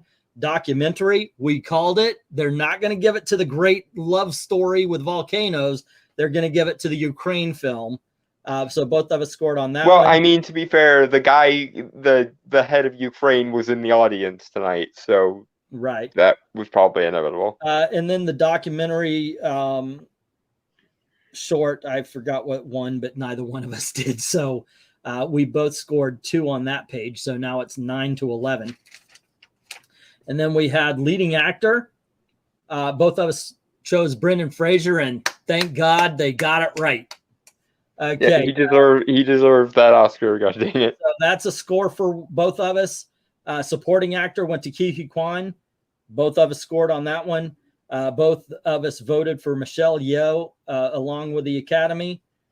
Supporting actress went to Jamie Lee Curtis. Remember, I picked Angela Bassett. You picked Jamie Lee Curtis. And then it was animated feature. You picked Puss in Boots. I picked Pinocchio. So I go up to 15 and you go up to 13. And that's the final tally. So that's actually not bad. That's not a bad score for how many we picked. Out of the 23, I had 15, you had 13. Yeah, the thing was, I was betting on some Academy chicanery. I was betting on them being stupid, and I guess we got lucky this year. They weren't stupid for once. They weren't. I was actually kind of pleased with a lot of the choices. It's one of those I'm glad to be wrong ones, because the ones I picked that I got wrong were because I was betting on the Academy being stupid, and they weren't being stupid tonight, or at least not as stupid as they have been in recent times. I'm sure they will double down and be even stupider tomorrow, but probably so. I just read the plot. Okay, where are we going? I actually wasn't a big fan of it, but I can argue it was very well made. I guess that's Everything Everywhere. Glenzer saying Rebecca Demers' book is better than the Hitchcock movie. I cannot argue that. I disagree, but I can see the points, because Rebecca, for being an Alfred Hitchcock directed movie, was so slickened that it's more of a producer film anyway. It would be, what was his name? David O. Selznick or something like that. At the time, it really was an overproduced movie. I love it. I think it's great, but I can see why you would think the novel is better. Let's see. So they have best animated movie, but not best superhero. Interesting. Glenzer, don't remind me of how pointless it was to watch Moonlight with that one good actor. Moonlight was boring. Oh, so it was dull. awful. Then again, I thought Gravity was awful, and that year it swept, like the year Gravity was nominated, it swept like 7 Oscars and still didn't win. I had one big problem with Gravity. That's not how space works. He's falling. Oh, I'm floating away. I'm floating away. She could have just gone zoink, and he would have floated right back to her. There's no freaking weight in space. He wasn't like, oh, you're dragging me down. No, just pull up. He'll come back to you, and everything will be okay. Yeah, it's like, did you guys forget you're weightless all of a sudden? Yeah. Let's see. Shouldn't he be fighting in a war? Said bro. Yes, he should have. Let's see. Maybe someone slapped some sense into Oscar voting committee too soon. Just in time, sir. Oh, man, I mean, me. Yeah. We can only but hope. It did cost him his entire career, but if he saved Hollywood in the process, maybe he was the hero all along. Maybe he wasn't the hero we wanted, but he was the hero we needed. If he would have slapped the guy from Ukraine, everybody would have dug him. By the way, did you hear this live stream got pulled? I did. I also saw it when I tried to click the link and it 404'd me. So yeah. Yep, that happened. I assumed as much from the title of restreaming. So fun. I got a warning. They're saying if it happens again, I won't be able to stream for a week. So let's not make it happen again. Keep the copyright stuff off. They don't give a timetable. They said literally it never goes away. So that I kind of put handcuffs on my channel a little bit. So yeah, but there you go. Anywho, we have been at this now for over 3 hours, 4 actually, because the original hour that got pulled. So thanks for hanging out, Dalton. Thanks for jumping in on the last part of it there. I had a good time. I do still enjoy the Oscars. I do not like a lot of the political that they throw into, but I still enjoy the Oscars, and I'm glad you guys hung out with me.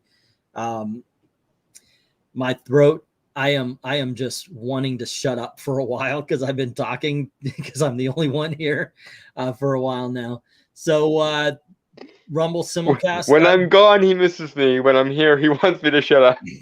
Yeah, that's true. But yes, I'm going to figure out how to get the channel onto Rumble, the live streams on Rumble. Then that way we'll just, I'll hey guys, let's go to Rumble. You know, it's safer, and that's really all that matters. All righty, kids. But let's see. Tomorrow at 8 p.m. Eastern time, we're doing the auction. That's the only big news I have. So join us for that. And as always, thank you very, very much for watching. Oh, Ed Brewer shared the Rumble. There's not a lot of videos on that now. I will change that. And I'm going to make that the central hub. I'm going to make that the home. Have all the videos from all the channels there. And then I'll just kind of leak them all over the place. Do you have an archive of all the ones that have gotten pulled and deleted over the years? Because it would be nice to put those up on Rumble. You know what I found? I cut up a lot of the, and as a matter of fact, I cut up yours, of the comic book Thunderdomes to release as individual 5 to 20 minute videos. So I was thinking I was going to do that, and I'll do that. I was thinking some of the old politics videos from before that Mojo was a politics channel. I didn't save those. Sorry. Because a lot of those were live streams, and I got rid of them before saving. Sorry. All righty, kids. But we can talk politics over there also. So that would be kind of nice. Maybe we can actually revisit them saying the quiet part out loud and then getting mad when they get called on it. Yep. Article. So anyway, please go on over to Rumble and subscribe, and watch that music video again. That'd be awesome. And as always, thank you very, very much for watching. You kids have a great time tomorrow, 8 p.m. Eastern for the auction. Have fun, guys. Cheers, guys.